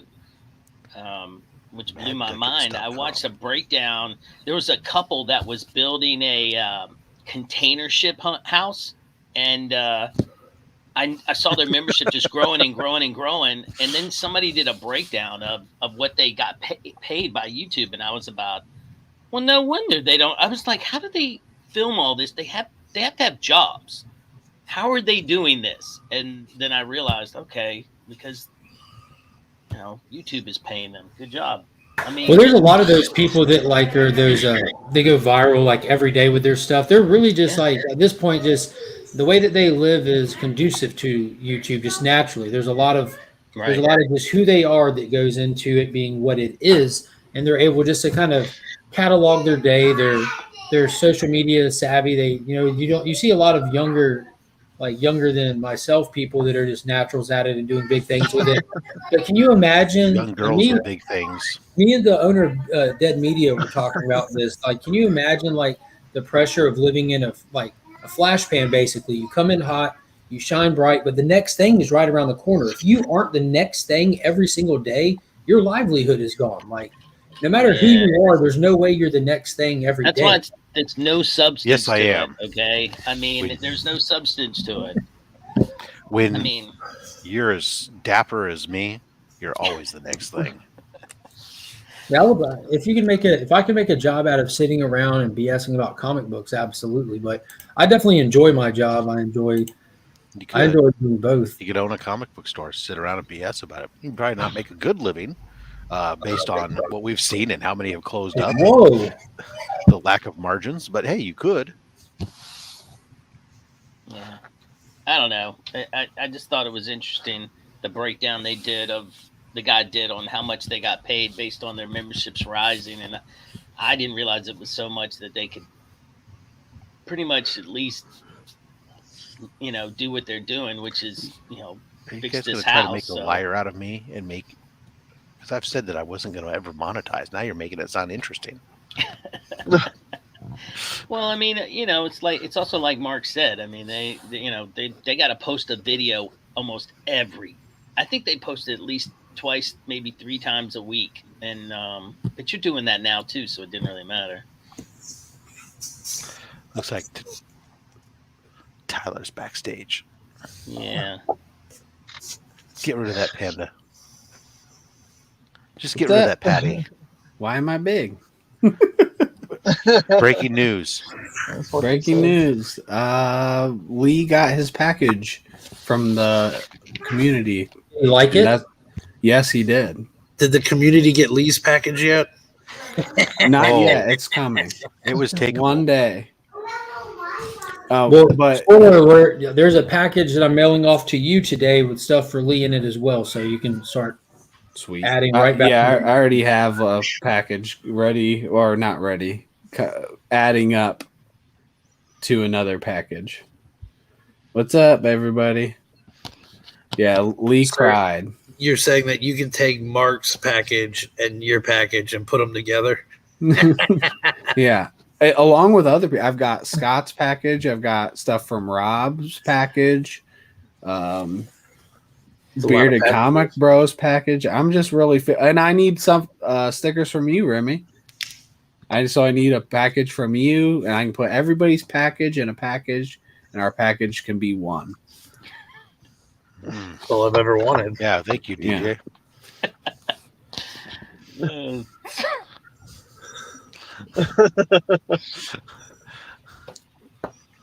Nothing better. Panda. What have I missed? Did we talk what if? Did we talk? We did talk what if talked briefly. about vasectomies. And your vasectomy that you're going to get. Me? Yeah. You have to do it live. You have to do it live on video. Can I use Scott's knife he sent me? That's the next evolution. No, it's the next Whack Comics. Comic books.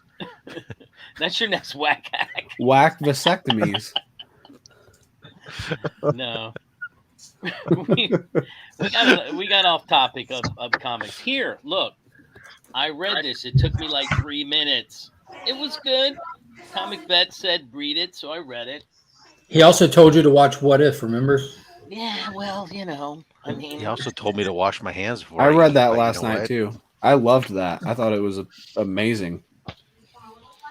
I'm super excited for more. There you go. That's how you go viral, live vasectomy. Yeah. Oh my God. Yeah, no layup. And you can continue to be the next big thing as long as you include unexpected strangers in that. Yeah, but after that vasectomy, you can't be the next big thing for at least a couple of weeks. Yeah. Golly. I started It's only watching. shocking once. Yeah, you're only shocking one time. I started watching Squid Game this morning. Everybody Yep. watching Squid Games, and not What is with you guys in tentacle porn? exactly. Yeah, I don't know. It's their version of like Hunger Games, right? I mean, Kyle, do you want to watch Squid Games today? I can't.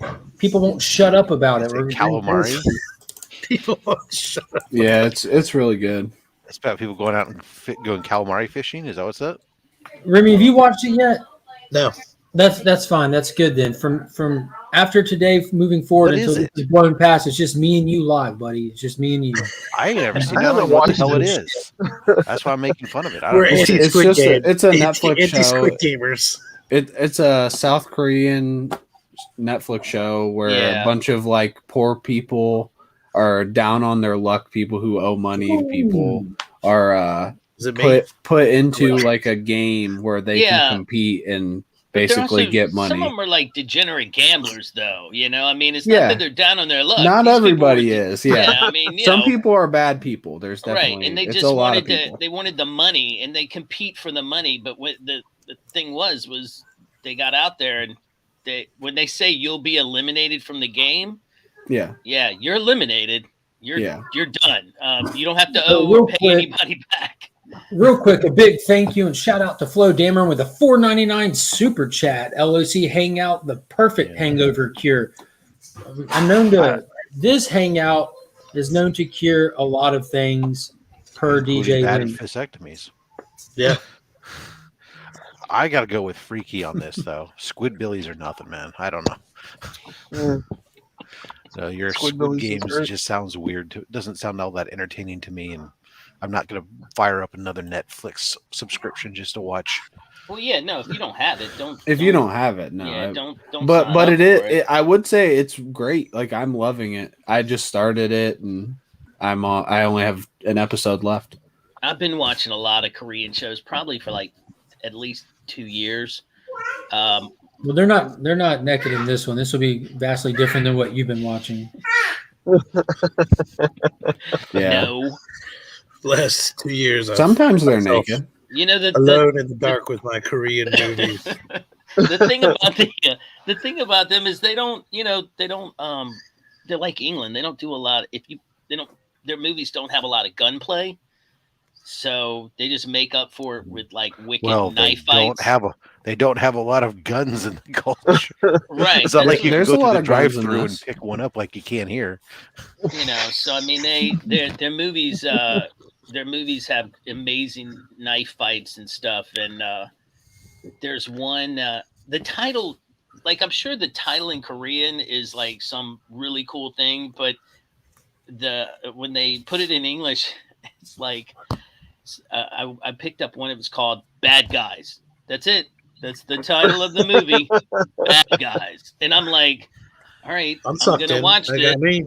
I'm sure it's something else in Korean, but Bad Guys English translation. So I'm like, well, I gotta click on this. I gotta watch it. It was really good. It was like one of those setups where the cop is trying to hunt a serial killer, so he goes and gets all these like 3 criminals that are from 3 different backgrounds, and he says, if you help me hunt this guy, we'll reduce your sentence type thing. Suicide Squad? Yeah, sort of like Suicide Squad, right? Yeah. I was going to go with no Future State Harvey superpowers Kent, or but anything. Yeah. And then they had one called they mixed it up, Bad Guys Vile City.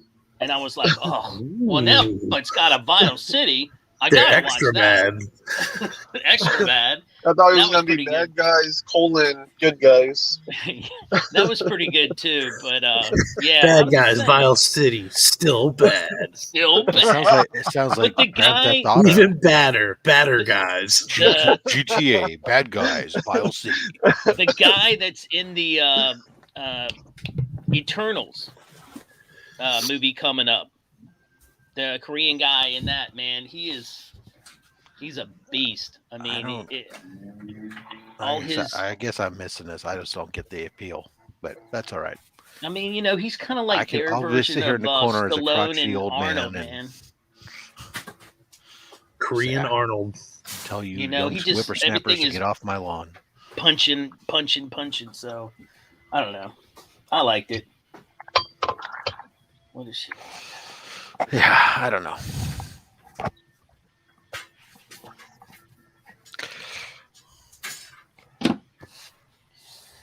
All right. Anybody know what this is? The Fury Wilder 3 tomorrow night. Is that a fight? I have no clue. Probably since this one has got to go Fury down at the bottom. Probably. I saw some the UFC Devil fight hands or down something. one of the best Korean films ever. There's portable glory holes in the background, Remy. No. No, they are not. But they could be. Pay-per-view. But if you're looking for a portable glory hole, be sure to check out the Whack Comics episode that I was on. We actually show you how to make portable glory holes in a whack hack. At least I did. Right. This is a mixing valve seal. So when you shower, you've got that big mixing valve. This will seal it. Remy, I came back and I thought you had your green screen and you could see through like a green screen hole. I didn't realize that was an actual hole. It's hard to tell with modern technology. Anything can be faked. Yeah. Well, it's hard to tell on my channel, so. I think Louis is going through like my backlog videos while we're on here. The bat grapple gun is too legit. I did a YouTube short with me and Finn opening and shooting the grappling gun. It was fun. So it looks like people are wanting Fury to win, is what I'm seeing. Like Nick Fury? Yeah. Yeah, No. Tyson Fury. Asshole. I'm guessing. Yeah. David Hasselhoff is the GOAT. There. We were talking Baywatch earlier, too. How could David Hasselhoff be the GOAT if Lee Majors is the GOAT? So this was Flo just shared this in the Legion Discord, and for those that don't know, when Facebook and Instagram went down the other day, Eman reminded me that Discord is a thing, which I was on for a little while, like a very short time, and just didn't get into the groove with it. So I went over there to hang out and talk to some people, and I set 22 up. hours strong. Yeah, I set up a Legion Discord just so that there is another way for people to communicate and share links and stuff like that if need be. And so over on the Discord, which if you're a Legion member, you have the invite, and if you lost it in the feed, just let me know. I can send it again. But he shared this. This was shared today, and I saw it on Instagram already, but it looks like a new animated comedy that's going to be getting announced at Fandom. But this one is featuring Aquaman. And it already looks hilarious just from still image, if I could hold still. Yeah, that if it's anything at all like the Harley Quinn one, I'm sure it'll be hilarious. Nice. Lee or Freaky Louie, I see your Knight Rider and I will raise you Fall Guy. What is Fall Guy? A The game show. one and kids are playing. We're talking about. We're having our own conversation here. We said about whether or not, I said Lee Majors was the GOAT. Lee Majors. Way to bring it back around to expensive toys. Yeah, no lie. Who is Lee Majors? Getting that Oh bionic, my God! $6 million man. getting that bionic eye toy. That doesn't help. Whatever you guys just did doesn't help at all. Are we at Walmart scanning groceries? Da-na-na-na-na. I loved it, man. That'll be forever the best. Forever. It's crazy because I actually got to see some of that $6 million man. So Why am I big? They did Open it. something, Tyler. Don't be a pussy. What am I supposed to open? oh, it's A okay. slab. Yes, that 9.9 slab behind you. I don't know what else there would be. What? Biggie, Tyler doesn't need to open anything. He's already opened up his heart to everybody. Would you so- open? I don't. I definitely don't have a box to open. I just spent over an hour opening a box with Lee. Did you open a box, or was you just watching Lee go through his It stuff? was just Lee, so technically it wasn't me. Here you go, Biggie. I got that Jurassic color Park. commentary. It's in a box. Unopening it. There you go. Now, did you buy the one that came with the dinosaur statue, or did you just get that set, Panda? Say what? Did you get that with What? the statue or without the statue? I got this from my parents' place, so I don't know. Oh, you stole I it. haven't seen their statue, so I don't think What they a got it with the loser! statue. You didn't get the statue. Well, when that set came out, you can buy the set, or you can buy it like a collector's box that had a little T-Rex coming through the entrance thing. When that came out, they did a lot of little statue set combos. Like Amazing Spider-Man came out with a Spider-Man statue. That came out with a statue. Men in Black 3 came out and had a little statue of the worms with it. I don't know what. I was working at Movie Stop when all those were coming out, so we're seeing all the sets and stuff. Oh, nice. That's cool. Yeah, I told my parents I'd give it back to them. That was probably like 4 or 5 months ago now. Well, as long as they're still around, you're not a liar. Yeah, that's true. Yeah, better late than never. Just have them put it in the wheel so you don't have to return it. Right. Are you all done? I just started to order. Are you all done? That address, that's what I'm talking about. You all done? All right, how do you get this? I'm gonna try something here. There you go. All right, I'll be back. After these messages. No, you eat it. Put it back. Do you want it?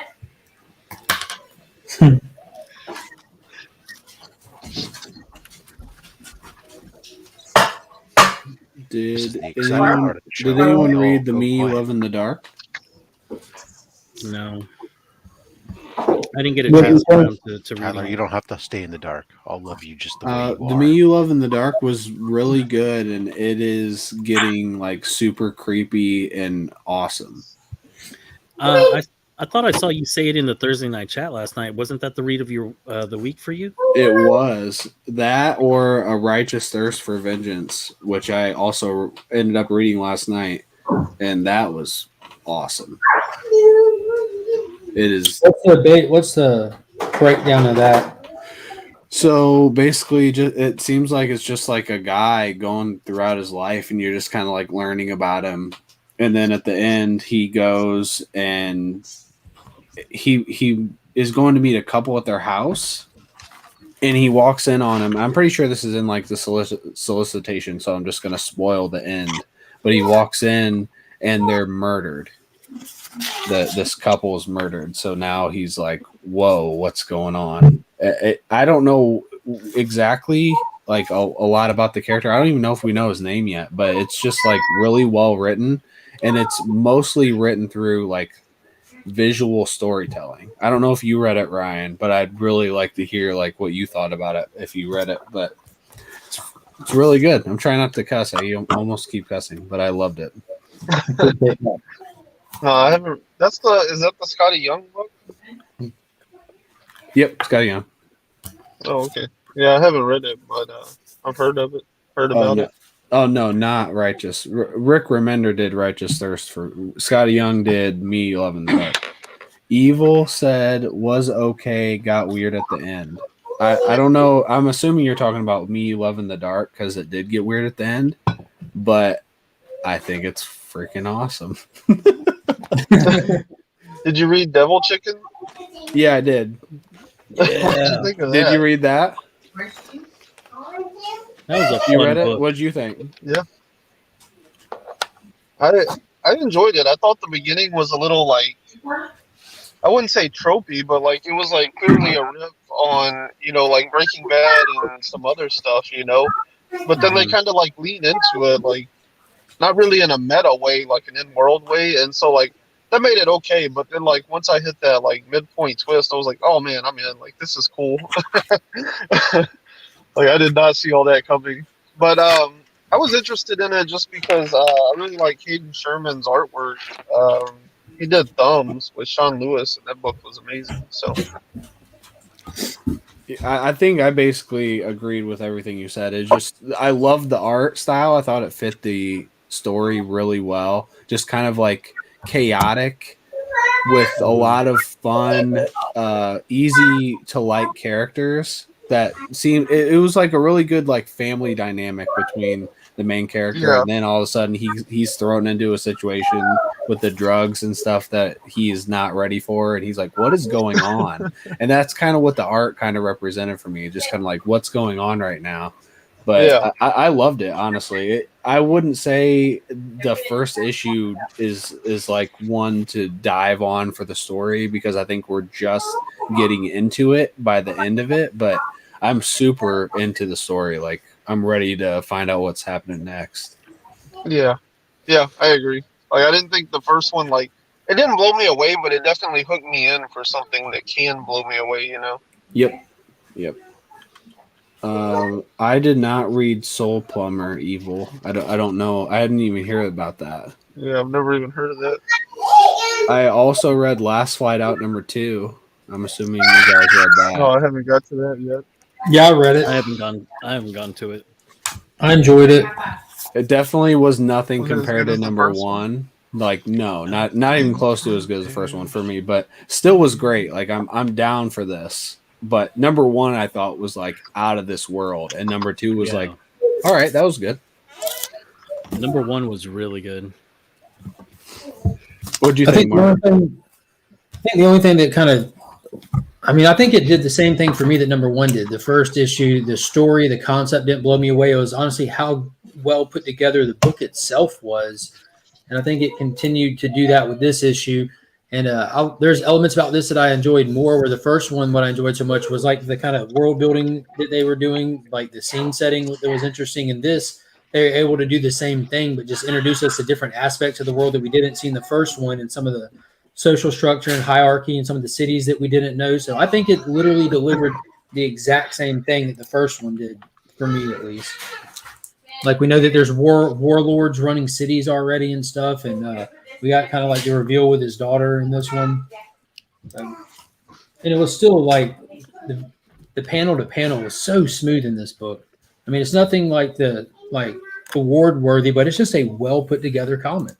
Like there's plenty of post-apocalyptic stories out there that are good, and this one is nothing special. It just tells its version of a post-apocalyptic world very well. Did anyone read Out? Yes, not as good. You don't need him. First off, you didn't good like Out? morning, Manny. How are you today? What's up? Doing awesome. How are you guys today? Doing good. Where are you? Are you kidnapped? Cool. I was. They were here. They talked about, just letting me go, but I wasn't down with that. They Not had with a chalkboard to play with. hell no. Yeah. And they had a goal. And it's all in my life. I'm all about helping people achieve those goals. I'm not, they were going to hold me for ransom. I'm going to let them see this through. They did. Hey, They were questioning. They were like, I don't know who this broke ass Vin Diesel, Dwayne Johnson knockoff is. I think we got the wrong guy. And I told them I can be whoever you want to be. I'm an actor. I can do whatever. I can do whatever. So. Just remember, it's all about family. Absolutely. Dope hat, by the way. no, Dope hat. it's all about the Legion. Circumstances said he really enjoyed Out. Evil said it was an okay start, and I'm leaning more toward Evil. It wasn't bad at all. It was just it was just POWs going to a camp. That's all it was until the last page. Yeah, But whenever you start getting like Nazis dealing with the occult and stories, it's always going to be interesting. So I was happy to check it out, and I'm definitely interested enough to read the second one. But yeah, that's all it really was just getting POWs to a camp. Yep, that's basically what it was for me. But I think I enjoyed it a little bit more than you seem to. I like that there's like what's his name, Nakona. He's like a Comanche Indian, so it's going to be a really interesting take, I think, going forward. At least diving into like the Russian camps and how it's dealing with World War II. And I really like that aspect of it too. It's kind of like the movie Wind Talkers. I don't know if anyone's ever seen that. Most people hate that movie. Yeah, most people don't like it, but I really liked it as a kid. It was like one of the first war movies I saw, and I really got into like war films as a too young kid to be watching war films. But this kind of seemed to possibly have a take like that going forward, which I'm really interested in. And then the last page, like you said, kind of changes everything, which I'm super down for. It goes full comic book on the last page. Was the main guy, was he a Native American, or was he just somebody who was speaking it? Yeah, I think he's an Indian. Somebody referred to him as a Comanche Indian. I thought they said that he was speaking Comanche, because he's also speaking countless different languages throughout the book, because that's what he is. He's a code talker. Yeah, that's exactly what why he's a Comanche Indian, like why he's there. Because they use, or I'm pretty sure Americans and other people use Indians to break codes of other people's. Yeah. When we get out of here. Indian is not the preferred nomenclature. That I'm not even. I don't even have to call him an Indian. They literally refer to him as a Comanche Indian in the story. So that is. I think when you're putting the tribe in front of it, it's when you're referring to it just generically as Indian versus Native American. It's different. Over there by the baby bottle. Look at them dropping Anybody like flies. else read? So sorry if I offended anyone saying he's a Comanche Indian. That's all I know him as in the story. Tyler, are you reading the last book you'll ever read? I know. I haven't read that.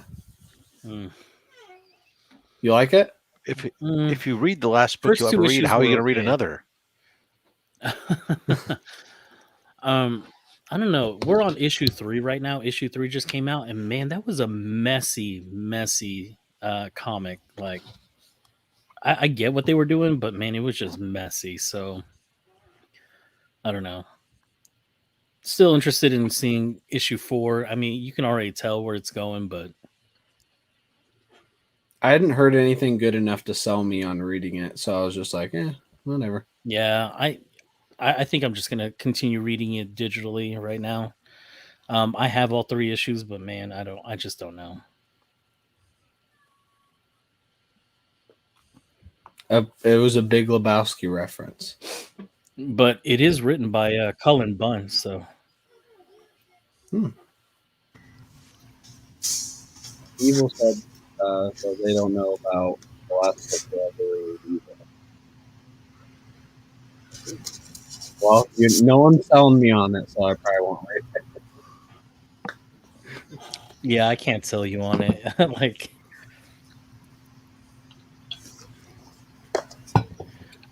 Jason, check your IG, man. I think it's not going to be next week. It's going to be the week after.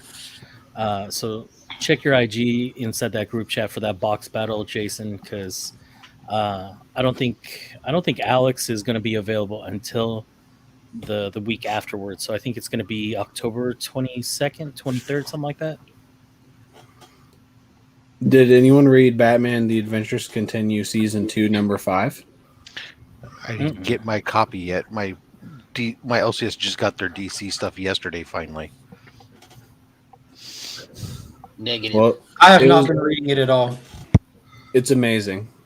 It's the best Batman book out, I think. And if you like Batman Adventures Continue, it is like peak top episodes, but in a new light of that. It is amazing. And if you read the first season, if you can call it a season, this is like 100 times better than that.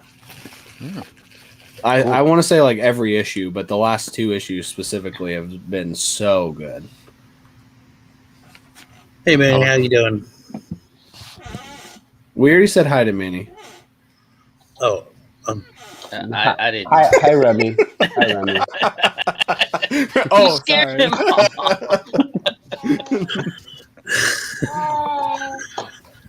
Oh, Good morning to Nick. How's it going? Good morning, good morning, good morning, good morning, good morning. Oh, Manny's got the Black Ranger hat. Yeah. Yeah, Nice. that's your fault, brother. That's your fault. You had to Oh, go share really? it, Awesome. shared it in chats, and I'm like, time Thank to you pick so up the much, Black Ranger. Warlord. I gotta go get mine now. Nerds. Oh my god. I went to go order the White Ranger, and they were sold out of the White Ranger. Because I bought them all. Sold out. And Tyler, you were right, man. Those hats just go so quick. Yeah, Tip they were tried to get a all White up. Ranger. I want to say it was like an hour later. I saw most of the sizes for the Green Ranger was sold out. Like an hour after I posted it in the chat. Mm-hmm. So you're saying is you're an influencer? I guess that day I was. Did you get one too, Panda? No, I wasn't able to get because they were out of the Green Ranger, so I went to the White Ranger. They were out of the White Ranger, and I was like, I could get the Black Ranger one, but then the size that I needed in the Black Ranger hat, because I got a big dome, so they were all out of it. So I was like, well, here I am. When I once posted again. it, they had all the sizes, so you had a small chance. But honestly, you would have had to happen to be in the chat, like right when I posted it. Dude, right after I'd gotten it too late by that point. So yeah.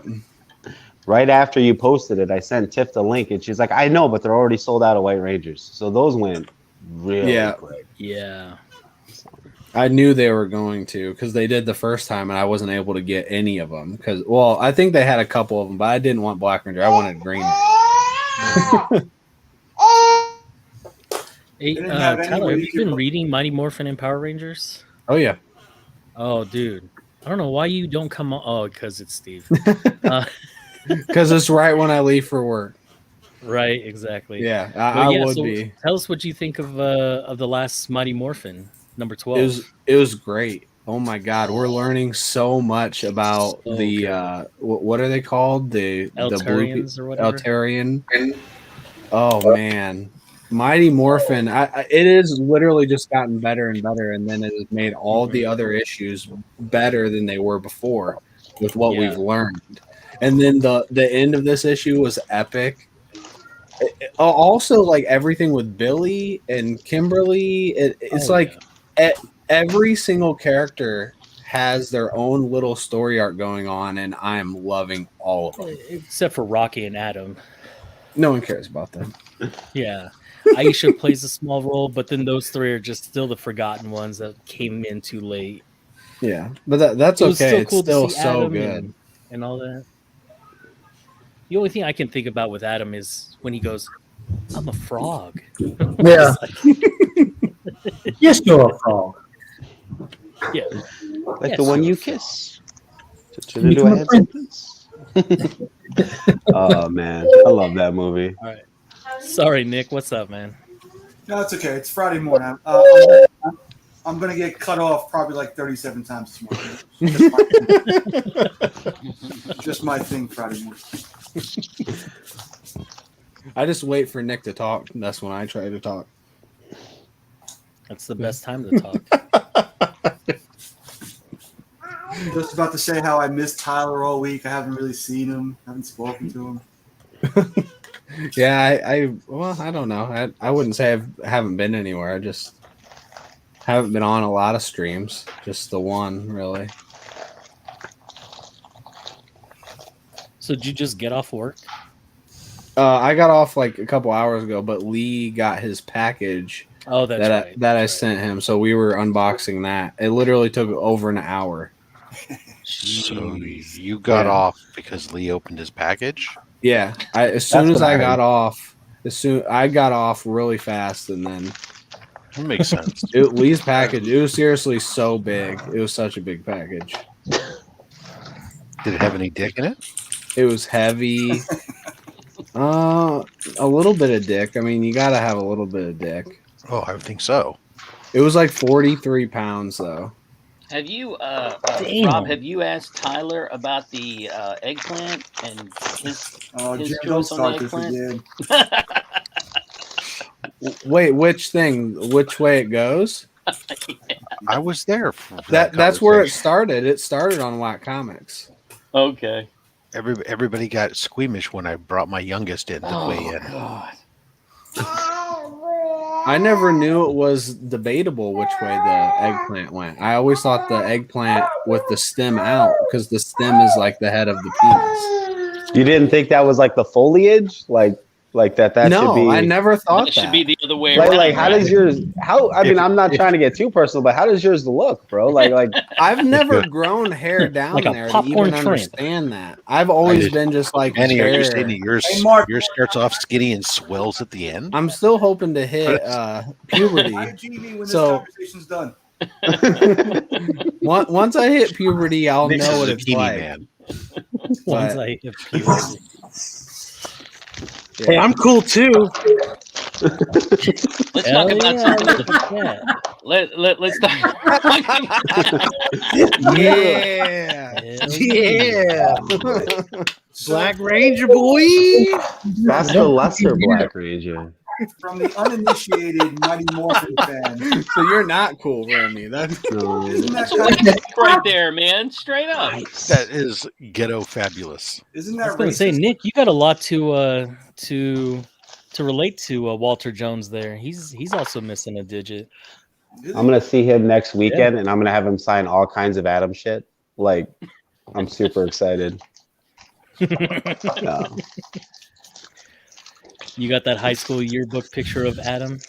I do, and you know what? That was a hell of a thing to get, because breaking into Johnny Young Bosch's house is difficult.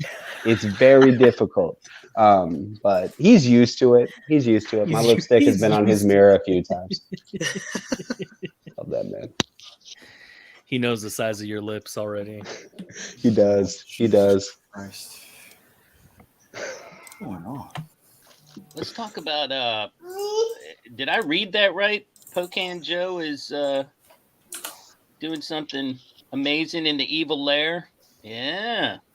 Gwen Always isn't he doing doing something. something amazing? Yeah, but he's about to Nick's about to be the first, Iron Man. He's gonna make Mark a finger. It's not Iron Man, it's Iron Digit. I mean, not Mark. Nick. There's Nick. a Well, this Iron is Digit. step one, though. He'll get to the whole thing soon enough, I'm sure. Right. about to be a One of reckoning. these times we'll let Nick. There's talk. about to be a reckoning. People Nick's are going to like, get it and make a grudge video just pointing out everybody in the community for the first time ever. Yeah. Nick's like, That Nick's one, kick- yeah. This It's one now right gonna be here. Nick's kicks in proctology. He's gonna have that license plate that says "Ass Man" on there. Just try to relax. I'm coming in hot. I bet you it's gonna be cool though. Joe's got skills. I don't doubt it. Hell yeah. That moment of realization, what was that, on Chip's banter? I was like, why does Joe have two right hands? She's going to make me a finger. That was awesome too. And he screenshotted it and he's like, I don't need to know measurements. I just needed to take a picture. Because he's gonna align the stars, and when he measures this out, when he looks at the picture, he's gonna have to find the trajectory that the sun is hitting it and everything. And he's gonna ask Nick what kind of light source he's using, so this way he can also use that as well. It's crazy. I didn't tell him yet, but I'm going to sell that arc reactor technology to become a rich guy like him.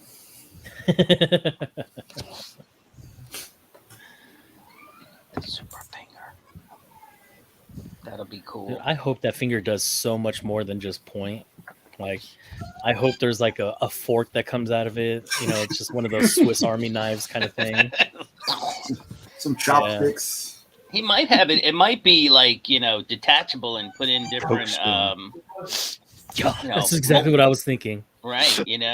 I just watched Nick can episode 4. remember his days back in New York, just doing blow and going to the club.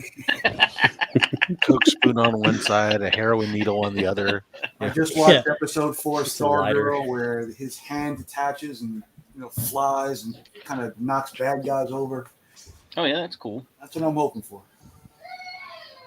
Well, wait a minute. Ooh. It's a finger, not the fist. But that would be cool. Maybe it'll That have would- a stretchable fist on the end of the finger. Oh yeah, Finger with a fist. like on the end. what was it like Hawkeye or Green Arrow's like Punch arrow or whatever. It'd be like It'll be any the one punch of those finger, action figures, robots from the 70s where the fist just launches off. right? Sometimes a Like- fist is just too much. Dude. You gotta do No, that- power fisting. If you have it Depends on by who you're the talking time, to. if you have it by the time we're at C2E2, you can finger fist me at C2E2, Nick. No, that's where Joe's going to give it to me. Yeah.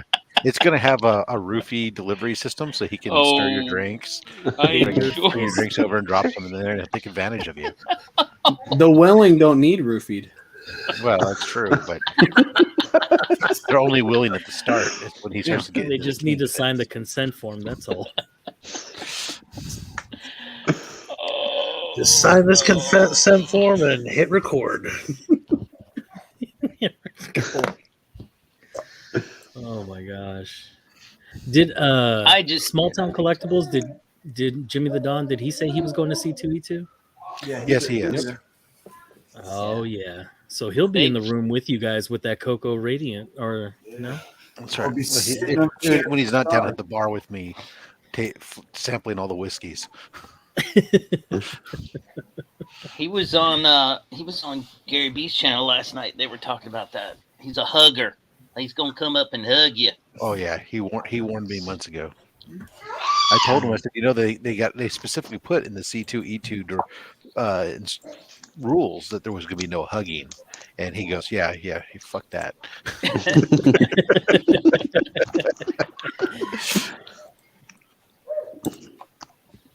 Yeah. Taylor will be over there with you drinking for sure. Yeah, he'll be there. Chip will be there with it. We'll be holding court. What are you talking about, Joe? That's Joe is a drinker. He'll be drinking whiskey with us. And Joe, a drinker? Yeah, I know, right? You can keep If he's him away not from when the he's not house. too busy doing blow, Yeah. Y'all have to definitely do a live or something. I thought you were about to say a line. tomato. A line live. With that little Coke straw that pops out of Nick's finger. There you go. Yeah. It's this rolled up 20 already that comes shooting out. Razor blade. Like little Ginsu. Allow me, gentlemen. 20 Nick, you're my best friend. Now let me smell your finger.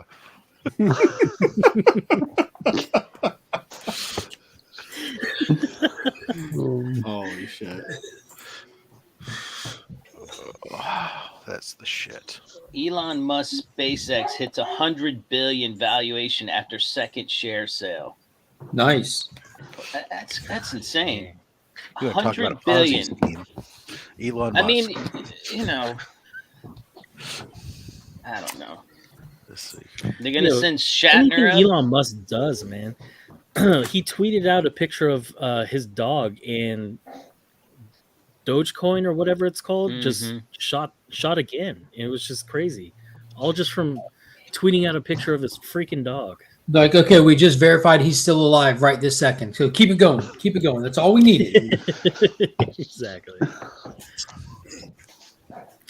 Oh, Brian doesn't want a video of the finger fist. The debauchery. Brian coming to C2E2? Yeah, are you coming to C2E2? I don't know. Maybe you can get in on it. You don't need the video. It's gonna be a lip smacking good time. We can all be finger fisted. Thanks. Well, me, Remy, Nick, and myself are all staying in the same hotel. So, which one? And it's the most sleaziest sounding hotel too. What's it called? Oh. Jezebel or whatever. Javelin? I don't know what it's called. Jaslyn? Jaslyn. It's called Starts with a Jaslyn. Okay.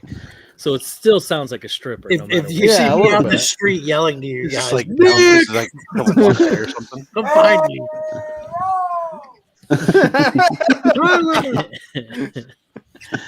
Everybody's screaming "Ayo!"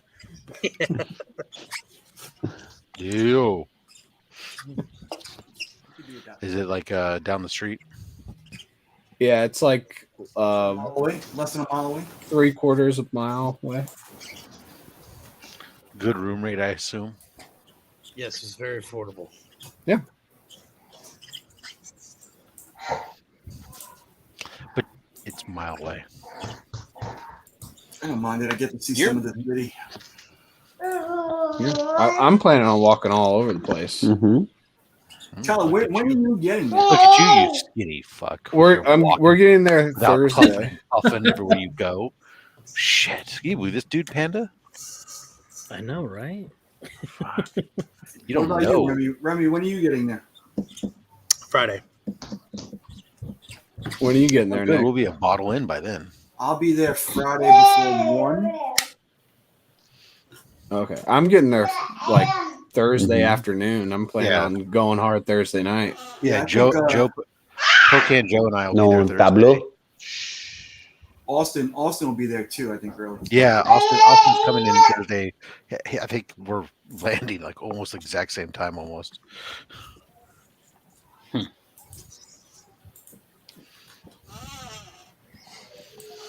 Yep, it's gonna be good. Chip will be there I'm early ready. also. Chip and Miss So will be there early. Yeah, well, when you live nearby, it's a lot easier. Yeah. God, I gotta. Oh, wait. Manny, send me your address so I can send you out your little welcome pack.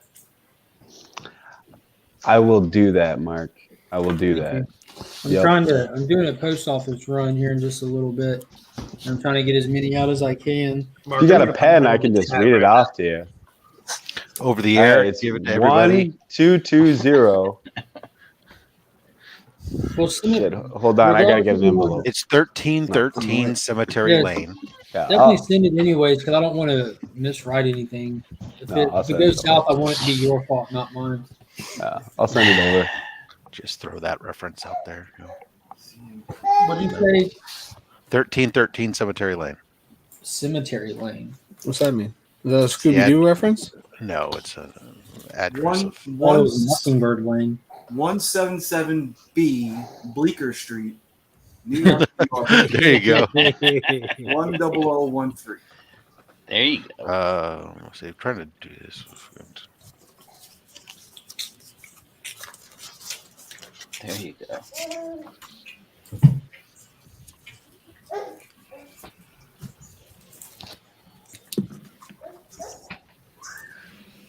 All the channel members get welcome packs regardless of what level membership you join. And there's a lot of channel members, and I'm trying to get these out. I haven't got everybody's address yet, but dude, it's easier having them coming in waves. But I got like a good over 25 to send out today already. How many members are there now? That many. I wish you'd read them all like Steve does. Mark can't read. No. Actually, you know what you could do is you could have Steve come on and read them for you. That would be better than you reading them. That would be awesome. Why? Just record him reading and then just click the button and then he reads them all. But read them in a different language. Why? Why can What a Steve flashback. read in a different language? It doesn't matter. The names are the names, no matter what language you read them in. Well, not all names. Sure, exactly. No, sometimes you have to say with an accent. Like when Steve's reading all of them off, whenever he gets to Manny's name, he says Jamaro for some reason.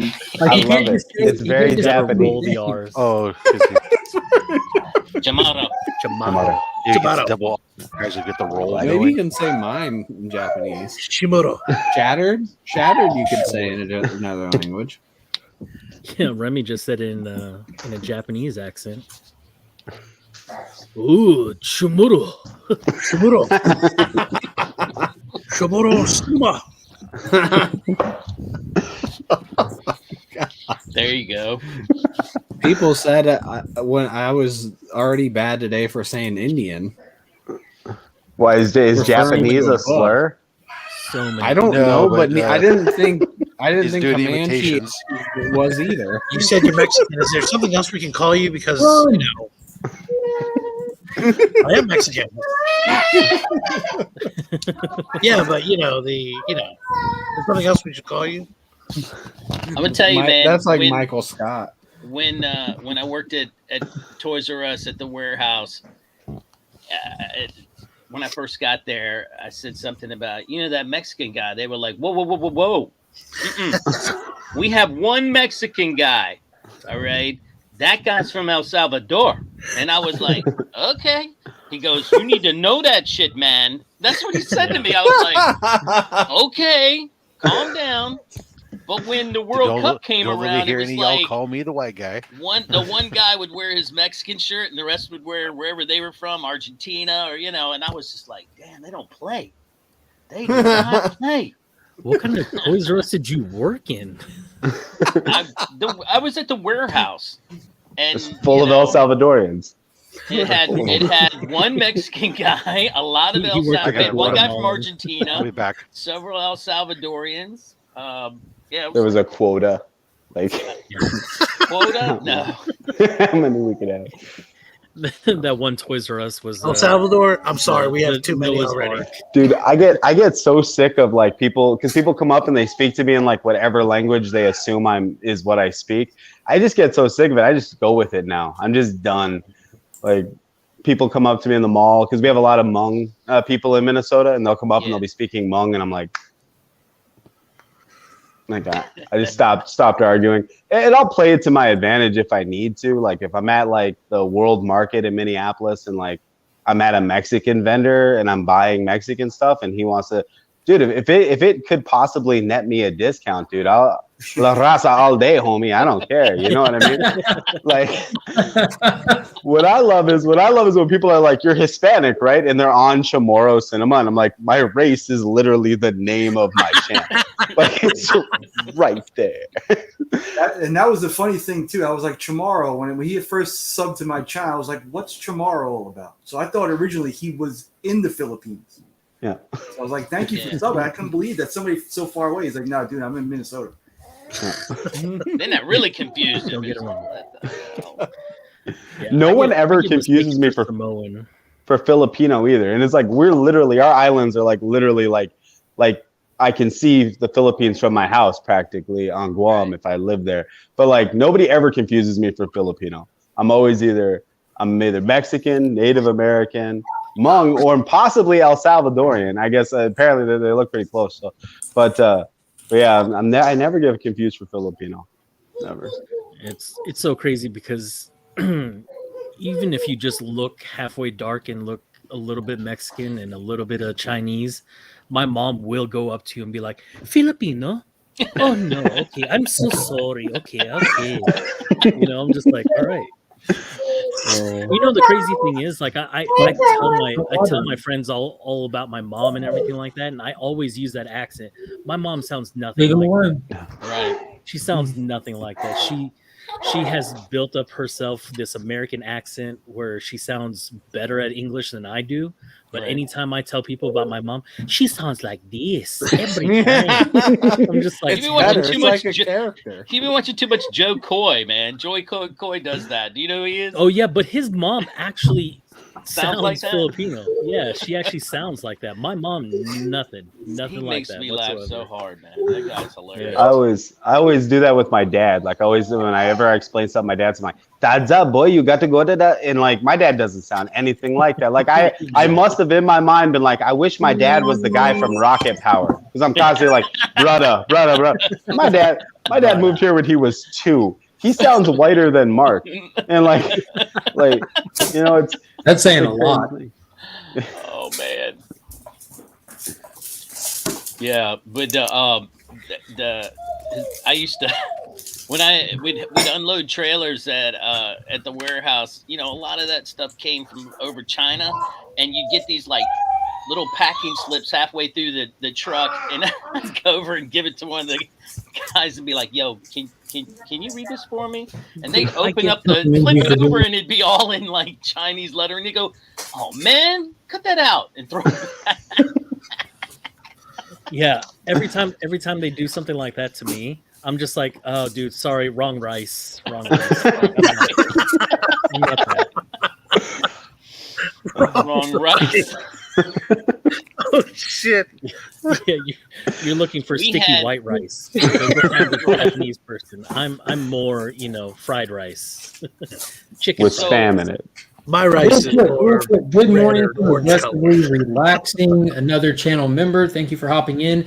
If you can shoot me your address and my direct messages on Instagram so I can get you a welcome pack out. I see that I don't have your information yet. I'm trying to get some sent out today here when I head out in just a little bit. So I'm trying to collect as many as I can while I see people popping in. We had one of my jobs was a trainer because I had worked in all the different departments. And one time I was training this Hispanic gentleman. And I mean, that work was very physical. I mean, you think toys, everything, not everything they sell is a freaking Barbie. I mean, some of that stuff was like heavy water and you know, you get like 4 gallons of water in one box, or, you know, a bike. You know, imagine having to pick up a 10-speed, put it up and put it on the conveyor to send it on its way. So I'm showing this guy how to, you know, what he needs to do and put stickers on and all this stuff. And the conveyor shuts down, and he starts talking to the guy on the other side of the conveyor that his job was to kind of run up and fix jams on the conveyor and stuff. And he was talking to him, and it was the facial expression on the one guy, I was like, I didn't like, it didn't look right. So when break came like 5 minutes later, I said, "Hey, what did he say to you? You look kind of pissed." He said, "I don't know if I want to tell you." I was like, "Why?" He's like, "It's kind of offensive." And I was like, "Oh, I got to know now." And he's like, "Well, I don't," he said basically he doesn't know why there are white and black guys in here. Only Hispanic people do the best work. And I said, "Oh, okay. Thank you." And so when we came back, I went to the guy working the reach truck that put all of the pallets of stuff up. So we had 2 lanes, and I was working one lane, and the new guy was working the other. So I went to him and I said, "Evidently, we are not good in the warehouse, so you need to give him all the heavy shit, and let's see how good he is." And he started started putting all the heavy stuff just in his lane. And he looked at me, he's like, "Why am I getting all the heavy stuff?" I was like, "Evidently, bro, you're the best. I'm inferior, so have at it." Oh yeah, he got so mad because I mean that's 7 hours of just heavy stuff. By the end of it, he was done. He didn't last but maybe like 3 days, and then he quit. We had a lot of people like that. I'd train them for 2 days, and then they'd quit. Well, I heard Jeffrey runs a pretty tight ship. He does. And we don't believe in any of that nonsense. No. The thing with Jeffrey is he's always looking down on everybody that works for him. You know what I mean? Yeah. Giraffes, man. Because he's giraffes. That was sad, man. When we shut down and they started sending back all the suits to the warehouse, I had to line them all up along the back there, and every store were sending back all their suits. We had to inspect them, pull them out of the case and everything. I was like, "Oh, this sucks." Some of them were pretty ripe too, boy. Like they didn't even. Ooh, I was about to. Yeah, they were pretty bad. But I got some stuff out of the deal. Like what? Like conveyor belts. No, hold on. Get conveyor belt. Giraffe heads. Oh, I hope he comes out wearing one. That'd be amazing. I have more hooves than you could even imagine.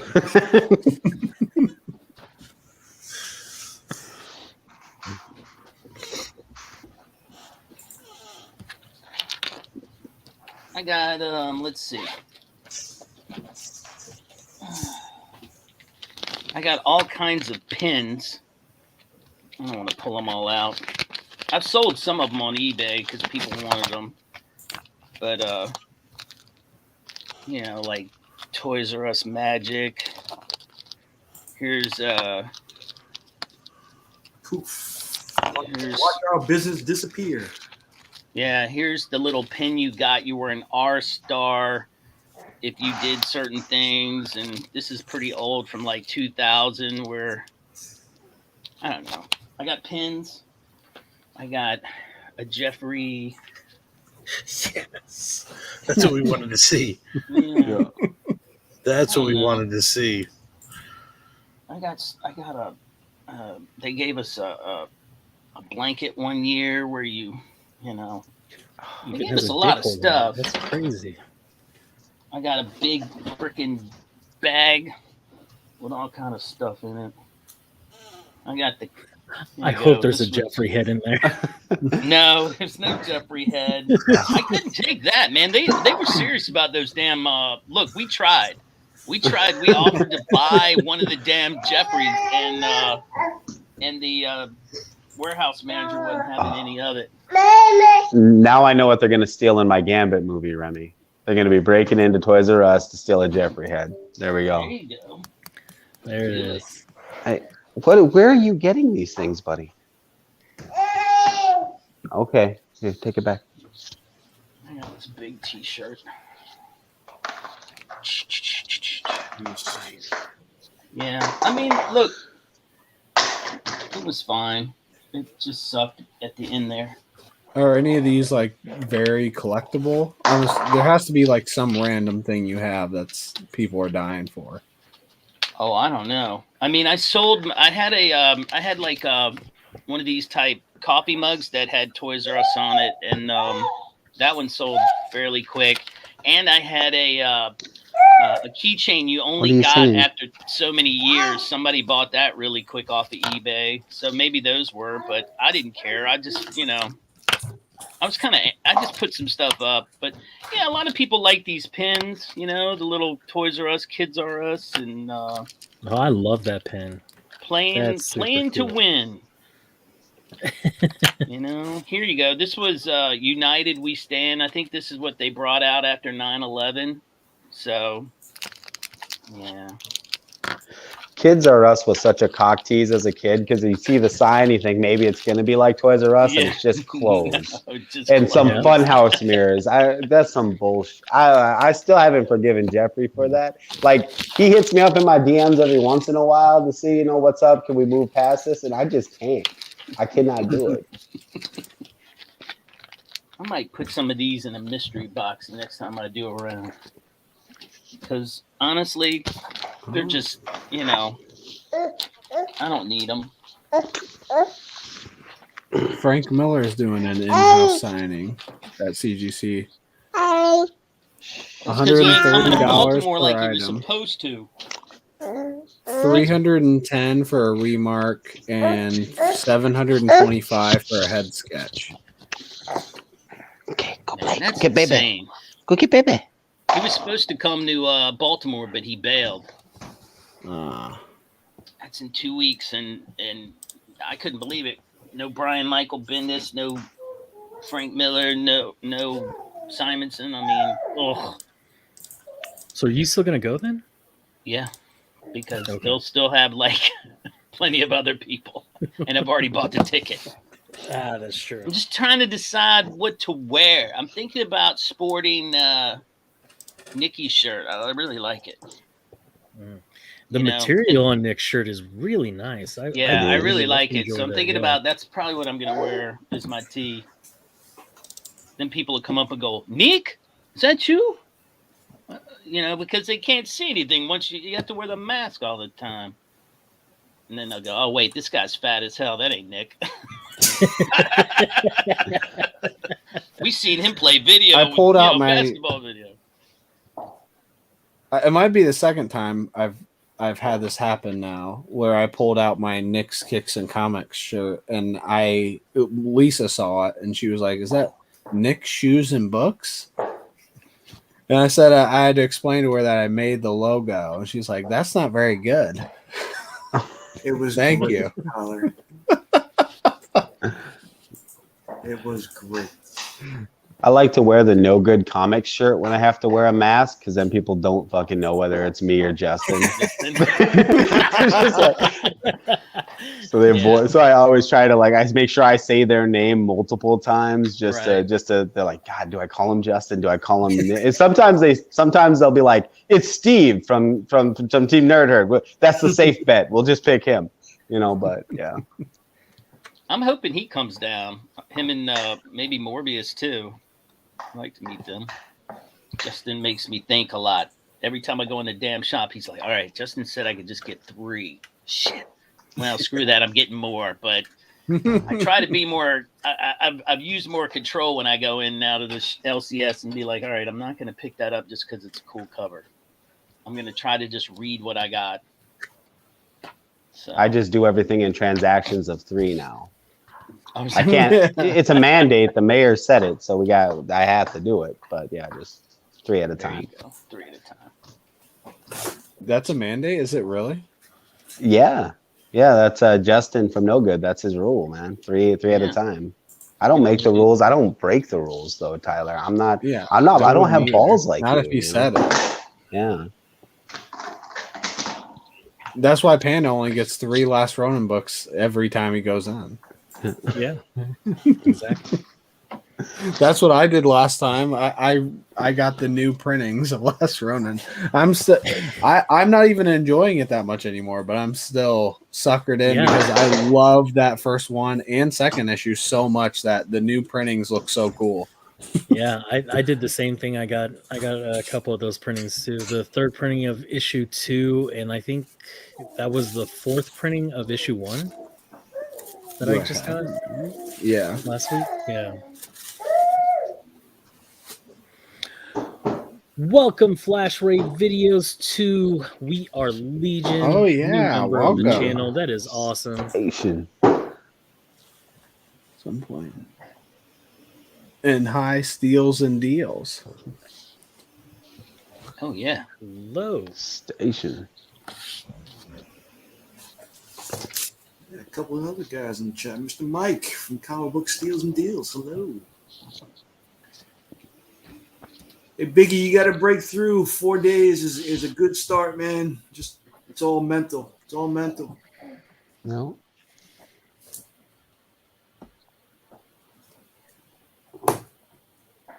Man, no carbs at all is hard.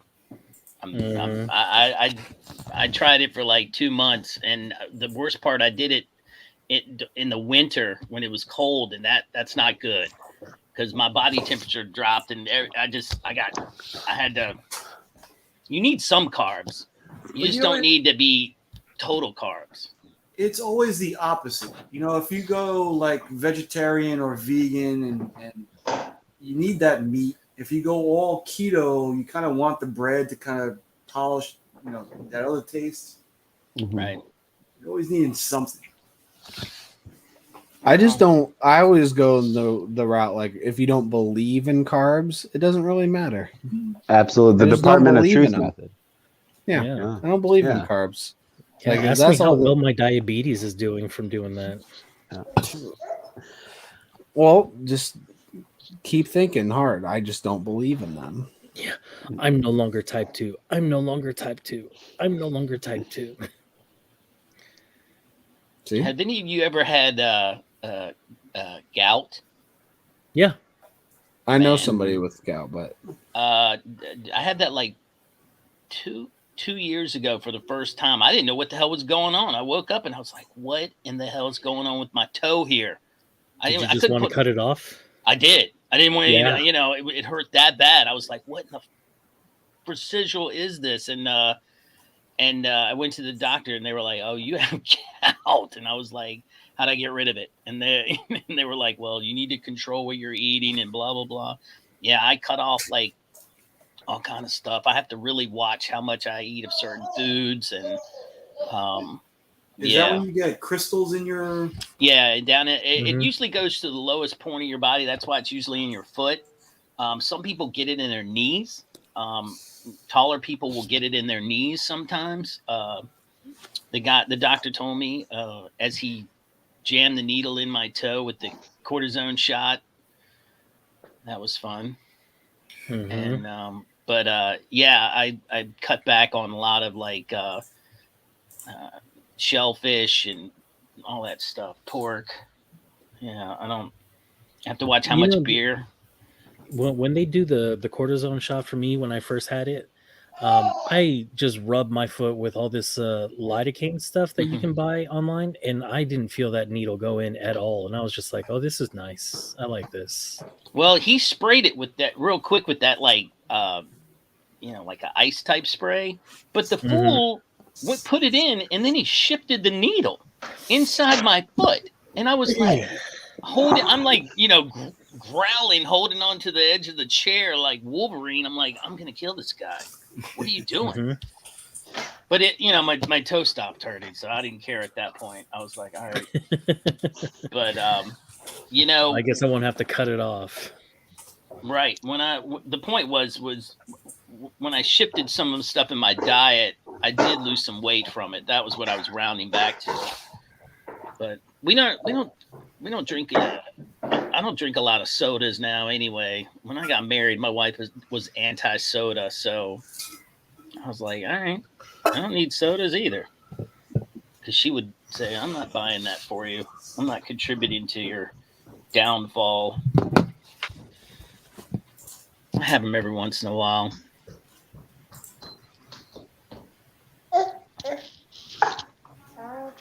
Oh yeah.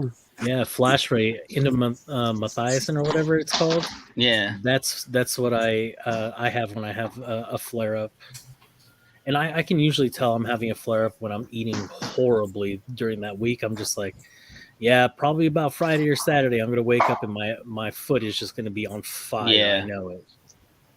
Well, and it's not. It is what it is. I mean, that's why I try to think about what I'm eating. If we go out, all right, what did I eat this week? Can I have some of this? No. All right, well, it is what it is. But I was about to say flash rate. That's the same thing with me. Like I noticed that if I've had steak at least 2 or 3 times that week, then I usually get it because of the high uric acid. Yeah. Yeah, steak. Damn, Bola, you eating steak 3 times a week? Yeah. I know, right? No. It's one steak that I have just now cut down to eat throughout the whole week. Yeah, that hurts. But all right, fellas, I'm gonna head out, start my day. Gotta find some water because apparently all of Wichita is out of bottled water right now. So I gotta go to the next couple towns over and find water. Oh my! That's the plot of a comic book right there, Panda. Yeah. Let's kickstart that. Yeah. Yeah, I'll let you go ahead and do that, man. You have to fight zombies to go get it. I'll back it. Nobody will know. Nobody knows what's in Kansas. They'll be like, maybe they do have zombies. I have no freaking clue. I know that the children come out of the corn and kill people. Like Kansas is terrifying. People are like, I'm not going to Australia. I'll go to Australia 100 times over Kansas. That seems horrifying. Yeah, so Manny, I'll never meet you. So no, man, I should be in California within the next couple of years here pretty soon. So I'm gonna have to hit you guys all up and find out where you guys are, and because I know I'm gonna go down to the Bay Area because one of my best friends is in the Bay Area. So more than likely, I'll meet up with Eman and Eman.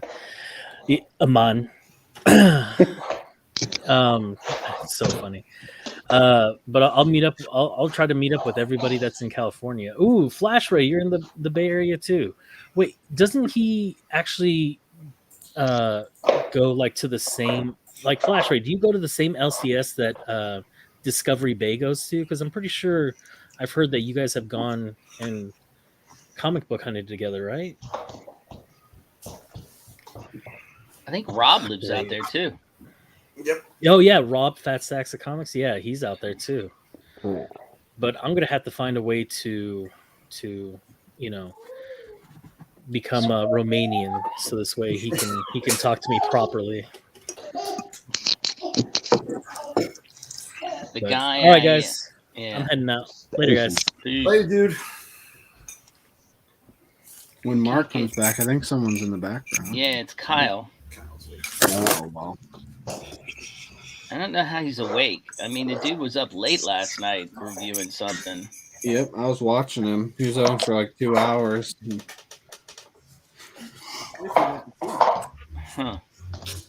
I don't know. Well, Kyle, if you want to say what you want to say in the private chat, then Tyler will read it in his best Kyle impression, and we can have you on that way till Mark gets back. Yeah. I've been here for 15 minutes.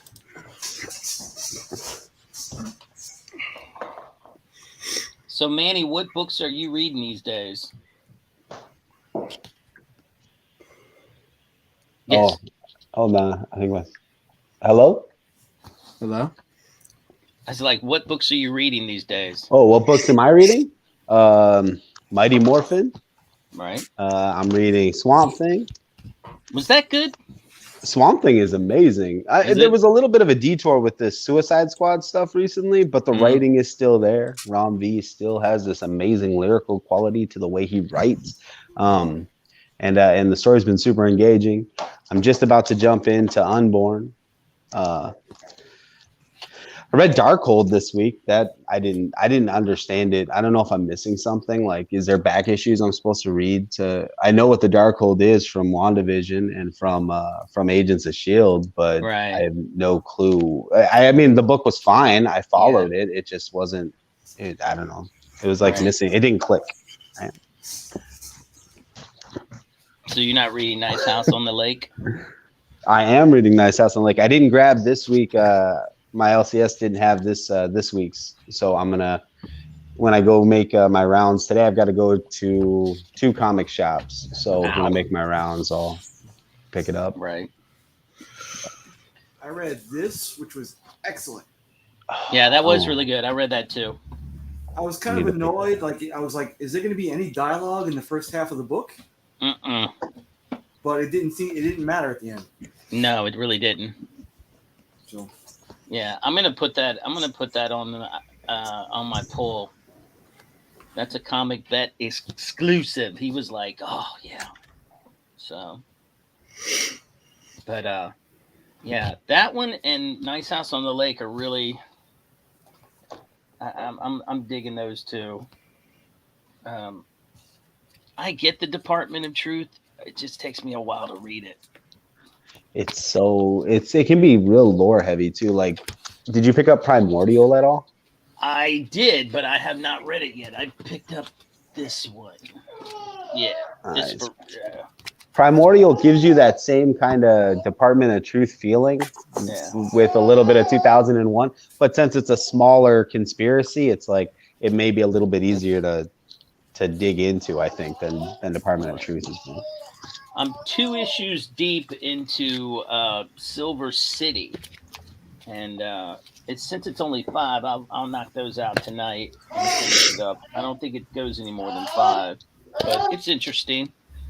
I really like Noctera too. That was good. I'm digging Noctera. I don't know if any of those guys are coming to Baltimore, but if they are, I'm gonna take a Noctera and get them to sign it.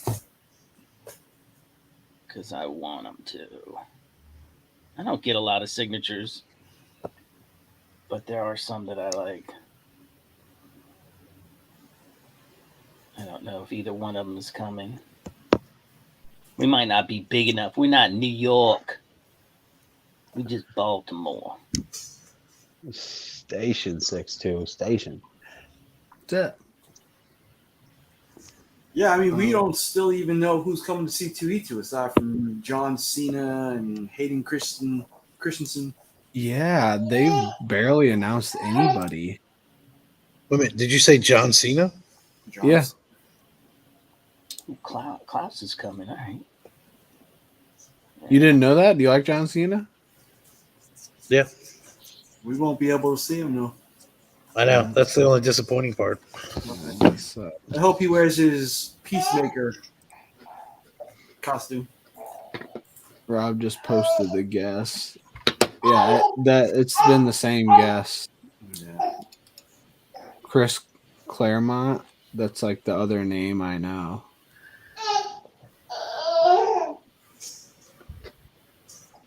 My Hero Academia people. I don't know that show or whatever book. Is it a show? It's a show. My kid loved it. It's Evil. Kyle deletes his videos after he goes live because he thinks that everything he does needs to be a secret.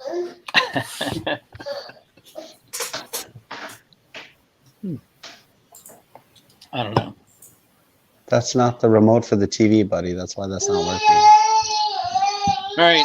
That's for I gotta the jump lights. off too because I have to start my chores. That bathroom is not going to paint itself. Good luck, sir. I was told it's fine if you're off from work, but you need to get this done today. Like, where's it going to go? I don't understand her philosophy, but I don't even get that. Pardon me? I says I don't even get that. I have to find a way to do the chores while I'm at work. Oh yeah, right on. But you work from home, right? Yeah. See the Frank Miller, because the Frank Miller's doing a thing. Rob told me, I think it was Rob, said that Frank Miller's signature looks like a penis, and that you'll never unsee it once you see it. Right. Yeah, a little bit. Now, did you get that yourself done, or did you buy the book that way? Oh no, I sign every one of my books. I just double sign it and send it to CGC. Well, he no coming to Baltimore, so nothing getting signed by him. And I don't care. Yeah, it was Rob. Some are worse than others. That's what he said in the private chat. Rob and Kyle are here. Legion's here too, I think. He just doesn't want to add him in. All right, well, I'm jumping out. I'll see you guys later. See ya. Bye. That's the best part. People are leaving, so there's actually space, and you can't do anything about Plenty it. of space. Yeah, guys, plenty of space. If you want to jump in and you're not No Rob or problem. Kyle, click on the link and Legion will add you in. We can talk about whatever you want. Yep. That private chat is popping. Yeah. I can't figure out if I should go to the main chat or the private chat.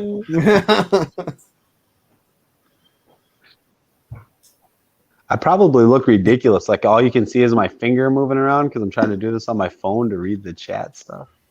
MCU hater said comics and superheroes now suck, thanks to Doomsday Clock and the MCU and James Gunn's The Suicide Squad.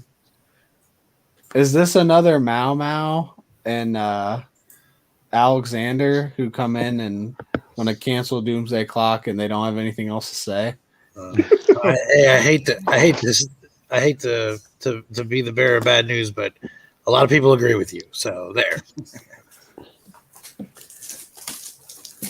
Agree with the MCU hater 3000. If your name's MCU hater 3000, Well, I mean, as far as Doomsday Clock, yeah, that's what I mean, don't understand. The Doomsday Clock, that's not even a troll. Like everybody does hate Doomsday Clock. I'm the only one that liked it. So yeah, it does suck. What are you trying to prove here?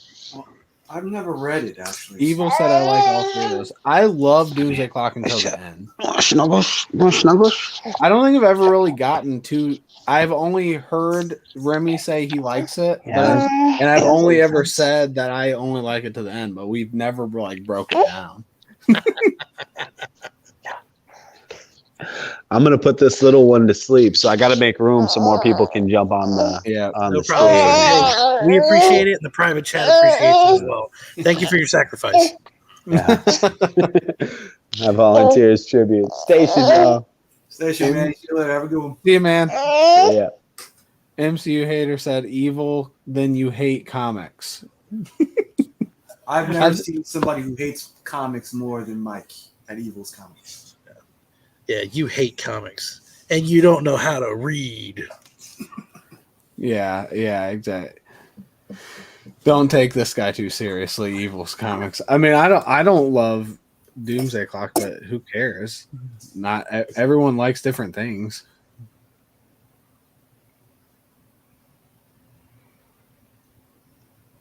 Read what you like. Everyone's the private chat's going crazy. If you guys, like I said, if you like, So, oh god, Watchmen, that's not Doomsday Clock, but in Watchmen, you know what? This is actually pretty spot on so far with the movie. I was really surprised. With the human being juice? I haven't gotten to dig into the whole thing yet, and like I said, thus far, yeah, maybe I need to rewatch the movie, but yeah, it seems pretty spot on. Yeah, it's really, really close to the movie.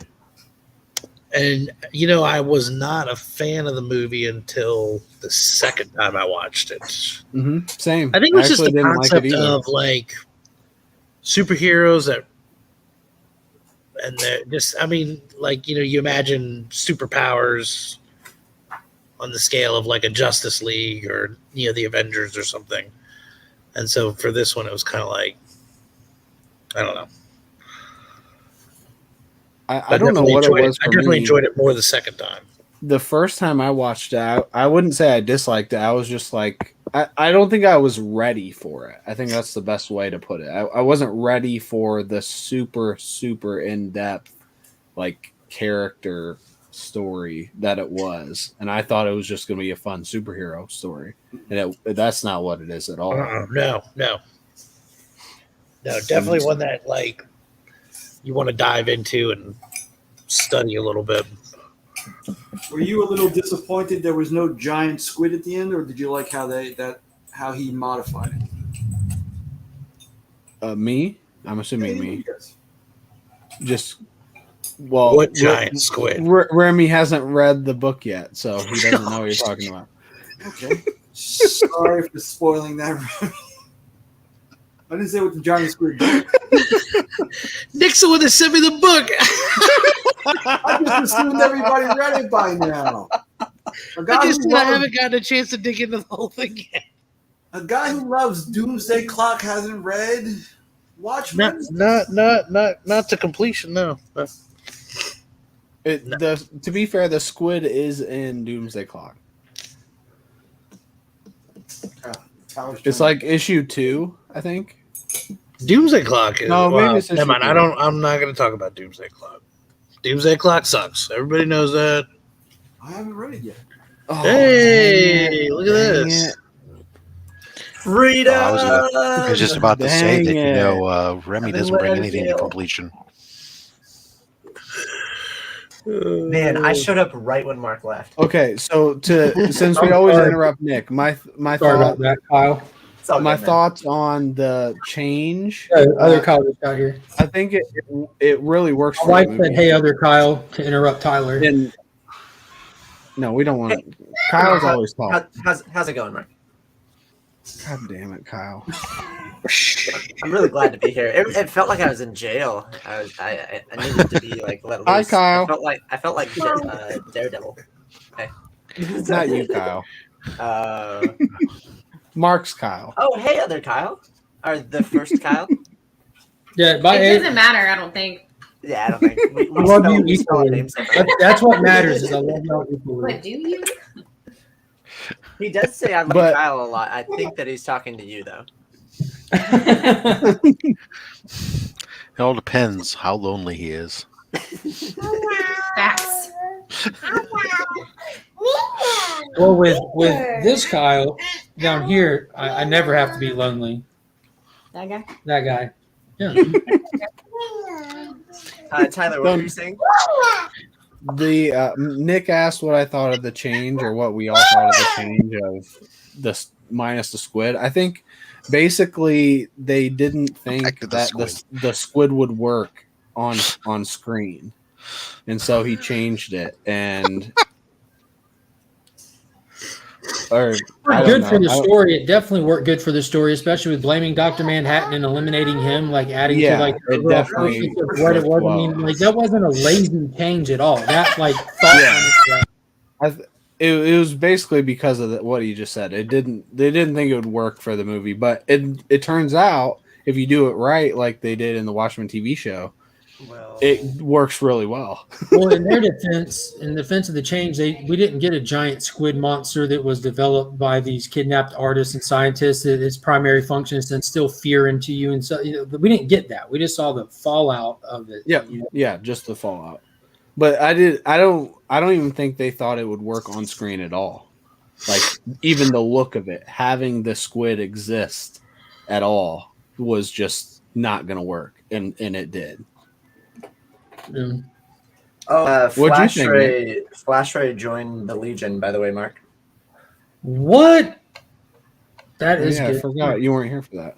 No, dude, it's I told you I'm busy today. This stream's already going on longer than I expected it to, but that's because like I step away and help get the kids ready and all kinds of stuff. We got a lot to do today.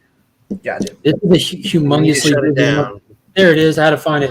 Thank you, Flash Ray Video, for joining the Legion. If you want to direct message me your address, like I'm getting ready to leave, but I can get you a welcome packet in the mail today. Did you see what MCU hater said? I'm sick and tired of awful comics and awful comics that ruined good comics. Yeah, That makes perfect sense. No sequel can ever ruin like something that already happened. Like you always have that. That's always. Yeah, that's fair. It's a bold statement. Okay, first off, retcon Doomsday Clock, and second, make new characters instead of ruining the old characters. Yeah, exactly.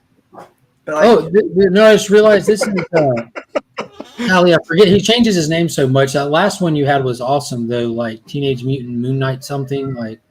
But yeah, changes his names a lot. I like the last one you had. Alexander. This is Alexander. Okay. Yeah, that's what I said earlier. Mao Alexander. Yeah. I don't know what happened to your other accounts, but you don't have to change them. In my opinion, you're more than welcome to hang out and chat here. Yeah. Hey, so what's the origin story between the this dynamic here? Well, I mean, I met Remy a long time ago. No, I mean between MCU and Mr. Mark here. oh yeah, I thought I was like, yeah, I remember watching the video, and then I started hanging out with you guys, and So much sarcasm on Fridays. MCU haters just always comes in and says the same thing. It's not a dynamic between me and him. Like he pops into a bunch of. It's like the whole community. Yeah, he's everywhere. He always pops in with Doomsday Clock sucks, retcon Doomsday Clock. It's kind of never in context of what conversations being had. But I'd like to see his videos and his take on the comic books he reads. he's big into young, like, and I've talked to him like when he's in the chat. He likes young blood, and he thinks there's a lot of properties like Image stuff, like the '90s stuff that's not tapped or used and just left on the shelf. And like he makes some valid points when you get past just the initial Doomsday Clock sucks. That's just a setup to get a conversation going. That'd be cool. But he makes some valid points, and he actually has some. It's not just trolling at all. So how does he feel now that He's definitely he trolls stuff. Yeah, he trolls. That's why I said it's not just trolling. Yeah, like if you get him to get to talk, it's dynamic trolling. Sometimes it's just trolling. At least half the time, it's just trolling. Sometimes he makes points. Nick, can you ask your question again? Because I don't think we understood it. I'm wondering because Mark had mentioned like all the Image stuff that he appreciates, MCU appreciates, but how does he feel now that Prophet's been optioned yesterday? And now he's got to hate it, right? You gotta hate it now, right? Gotta hate it. I mean, that's the whole basis of his argument. So are you suggesting it's like the guy who loves a band and the band gets commercial success, now he hates the band? Yeah, because they sold out. It's why I used to like Legion of Comics, but now he's got 1,000 subscribers, went monetized, so now I hate it because he's sold out. Yeah, my thing is different. Because, like, Mark, Mark hit 1,000, and then he started showing up on like these videos that had like 2 or 3 viewers, and he just jumps in for like no apparent reason. Like I think that it was the stress of getting there, and then it was kind of relieved afterwards. No 'cause- subscriber is too small. Well, I'm just saying like everybody's like trying to push to 1,000, right? And I kind of touched on this last night. Oh, but I delete those. Why can't we grow? Everybody says that we're such a strong freaking community. Why can't we grow faster together? There shouldn't be somebody who has like 300,000 subscribers and somebody that has 5, and the content is the same. I know, but like the content's not the same. Because how you deliver it is different. Because we have a strong community, but it is so small. Yeah, I Better, no matter what, no matter how than similar say it everything, is. no matter how similar everyone's stuff is, as long as personalities are involved, they're always going to be different, no matter what. That's fair. Okay, and that's how I'll agree with Rob in that aspect too. And also, Some of y'all don't have a good mustache, so you're not going to get the mustache community. Some of you, Now look at this. It's the best I got right here. I know. And yeah, evil depends on when they start But, too, for sure. You know, I don't score well in the chainsaw wielding demographic, whereas Remy does much better there. He's tried it out though, and that's what counts. Right. You know, and Tyler's got he's locked in the whole Tootsie demographic. All right. Nick's got the yeah, exactly. 9.5. I'm gonna shave my mustache off right now.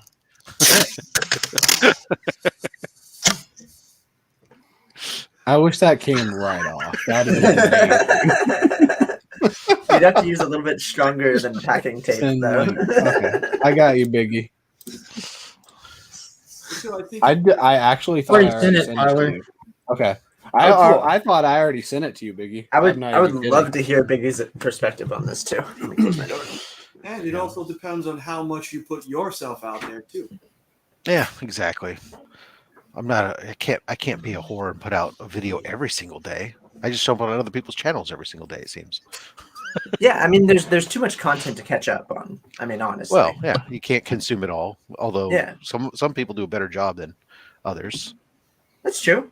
I mean, I'll have videos and people will say like, "Where'd it go?" And I go, "Well, I took it down because I didn't want anybody to see it." Wow. See, you've got that ghost demographic. I mean, yeah. How can anyone discover you? If and you grow ever your channel miss- if you take your videos down? If you ever miss Kyle's live, here I'll do it. I know, So here's I have the a thing. lot of thoughts, and they all contradict each other. But Yes. that's just who I am.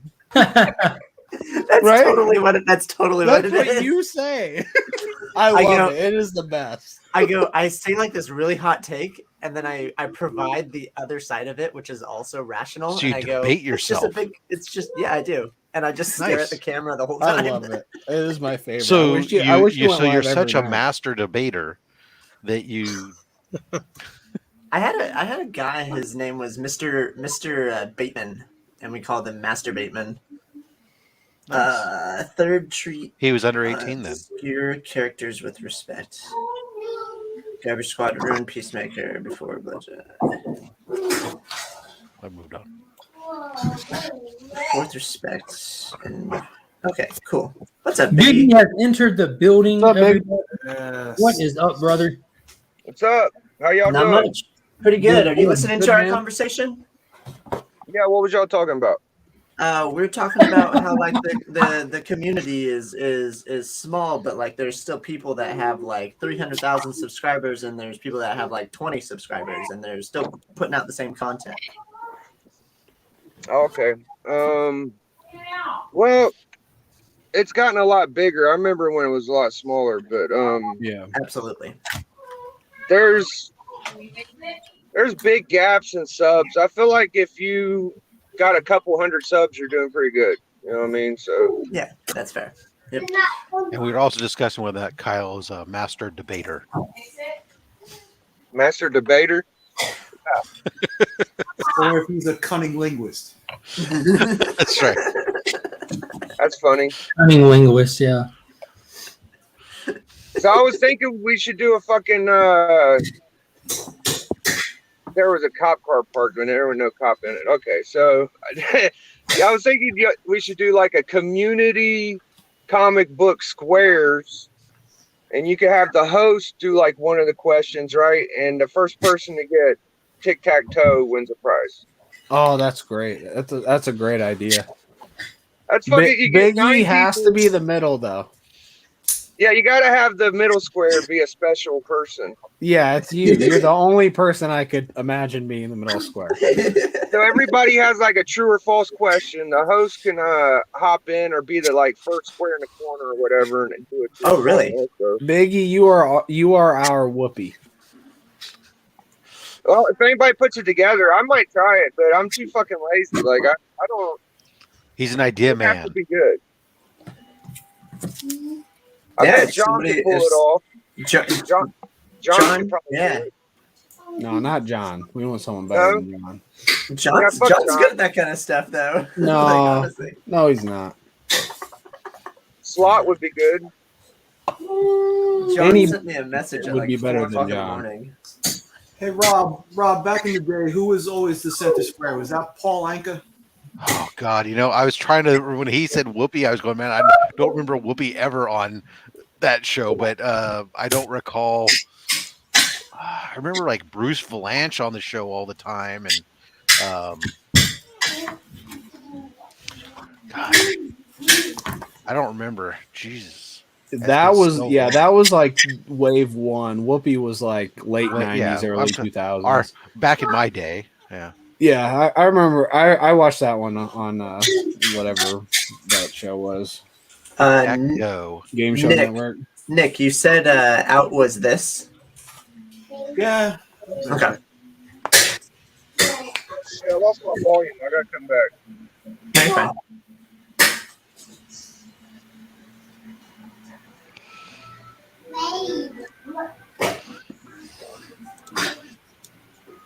let's see if I can.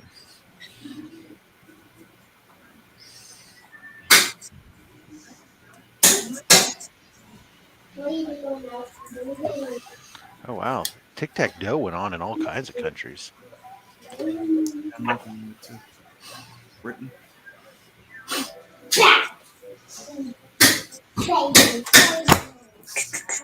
I have 2 stands available for commission. I don't know what that means.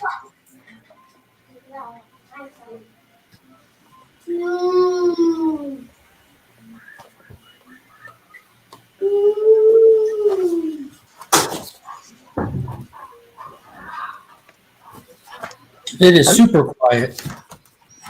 That's fine. I was trying to figure out how to relate the conversation. Paul Lind. Okay. Paul Lind. And I kind of I remember him being like a funny comedian, always talk like this. Rob says back in my days. Yeah, well, sometimes that it's apropos when we're. I couldn't compare sizes accurately, though. That's fair. And there's a lot of overlap in the comic community. I just think that it would be easy to grow if everybody would put the time into. Kyle, we don't like you. That's all it is. Okay. Subbing people up. I don't know. It just seems like if you're going to it's too- cater to a niche audience with your independent chat, then you're going to get a niche audience watching your chat. Oh, absolutely. But it's a diehard niche community. I got to recruit MCU Hater 3000 now. That's right. I don't feel that the comic community is toxic as a whole, and I've spoken on this numerous times about how depending on what part of the community, because saying the comic community is too wide of a brush, you're sweeping over it. There's toxic baseball fans, there's toxic comic fans, there's toxic everything. So if you want toxicity, go play a video game. Like yeah, that's your exposure to it. like Like the we've video spoken game on this community, before, but- where if you go and you participate in the YouTube comic community, it's not overly toxic at all. If you go look at like the sailors aspect of the community or find it through Facebook, you're going to find a whole different dynamic. Yeah. So There's a lot more drama in that aspect, You're too. like, so your exposure to feeling toxic, you just get away from the toxic and move toward the other, and you will find that it's there. And with as large as the comic community is, it's a huge amount of people. So that's too wide sweeping of a brush. But I can definitely relate to feeling like that, because until I found my way away from the toxic people, that's how it was. Flash Ray, I got your stuff. It'll be sent out today. I think the big difference is. Go ahead, Rob. I was gonna say, I think the difference is that right there. When you're in the some of these other groups, the video game groups or else, the toxicity comes off stronger because it's personal attacks. It's direct. Yeah, definitely. They're attacking you as an individual and stuff, as opposed to here in the comic book community. I think sometimes it's people disagreeing with and attacking maybe your position in your on a particular topic. And I see how that could be misconstrued too, because like I'll say that I like something and everybody will be like, "Oh no, that sucks. Your opinion sucks." And I know that it's not that. It's just like it's not really your opinion. It's their opinion that they haven't read it. Yeah, they haven't read it a lot or experienced it themselves, or they genuinely didn't like it and they're really thinking that your opinion sucks, when it's no, maybe your opinion is different and it's, Correct. I didn't care for it, and they're expressing it poorly, which sometimes is a little bit toxic. But I mean, the biggest piece of I experienced it all the time. All you have to do is bring up PGX, and my God, if you're in PGX sucks, Rob. That's right. See, and that's how dare you even bother to waste your time putting a book in a PGX slab. There's I'm going to do my part to make sure you're not a liar. That's all. There's one part about Mr. 3000 and his comment said is like, if you go to a convention, you'll notice that like it's not centered around comics anymore. It's centered around like the movies and exactly. It depends on the size of the con. If you go to Dragon Con, it's not going to be centered on like the bigger the con, the more in order the broader they're going to paint a broader stroke to bring in the broader appeal, right? So San Diego Comic Con, the king of the kings, right? It's a very broad appeal, and so they're gonna do all that various pop culture, the movie, and everything else. Correct. When I go to the local con that's being held in the ballroom of the hotel or something here, and it's 90% comic books, and there's only like a couple even vendors that have tie-in Funkos or whatever else. It's almost exclusively comics. So it's just a matter of. And I've been to ones that are just based off of like horror movies, like Monsterpalooza. They didn't have a single comic there. It was just all about like movie set design and monster creation and all that kind of stuff. And real quick, I do want to speak on this real quick, because this second time he's posted, wish people would stop being sexist and racist. It's not the social justice warriors' fault. It is the bad writers and the idiots who care about money instead of the art. And I can agree and disagree with that. First off, I don't think there's anybody in this that you must be referring to about being racist and sexist.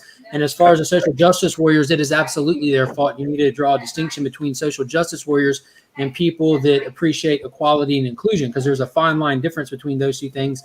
And the people who are the social justice warriors who are championing cancel culture is a small but powerful movement. They're able to ruin lives and destroy content quicker than anyone else. And if you need another example of that, look at the NRA. The people who are big gun activists, they are single issue people. All they care about is one issue. They are in small numbers, but they are powerful because they show up and they show out. Social justice warriors that champion cancel culture show up and show out, and they are able to make moves and shakes with small numbers. So they are absolutely at fault, because they are costing people money, and without money, you cannot pay the good creators and get the good stories out. So they're completely connected. So there's definitely a little bit of sociology and society diving into you might want to do to see the connection between those things, but it's a very fine and dangerous line. Yeah, no, definitely, Mark. Are you going in there, Biggie? Yeah, they're not open for another 5 minutes. Okay. What's up, Nick? I'm completely with you, and I wish I had a donut too. Yeah, I tried to grab it as it went by for because it was weeks. right here. For over a week, I have been, ever since stupid Krispy Kreme maple donuts came up in my feed, I've been craving these damn things.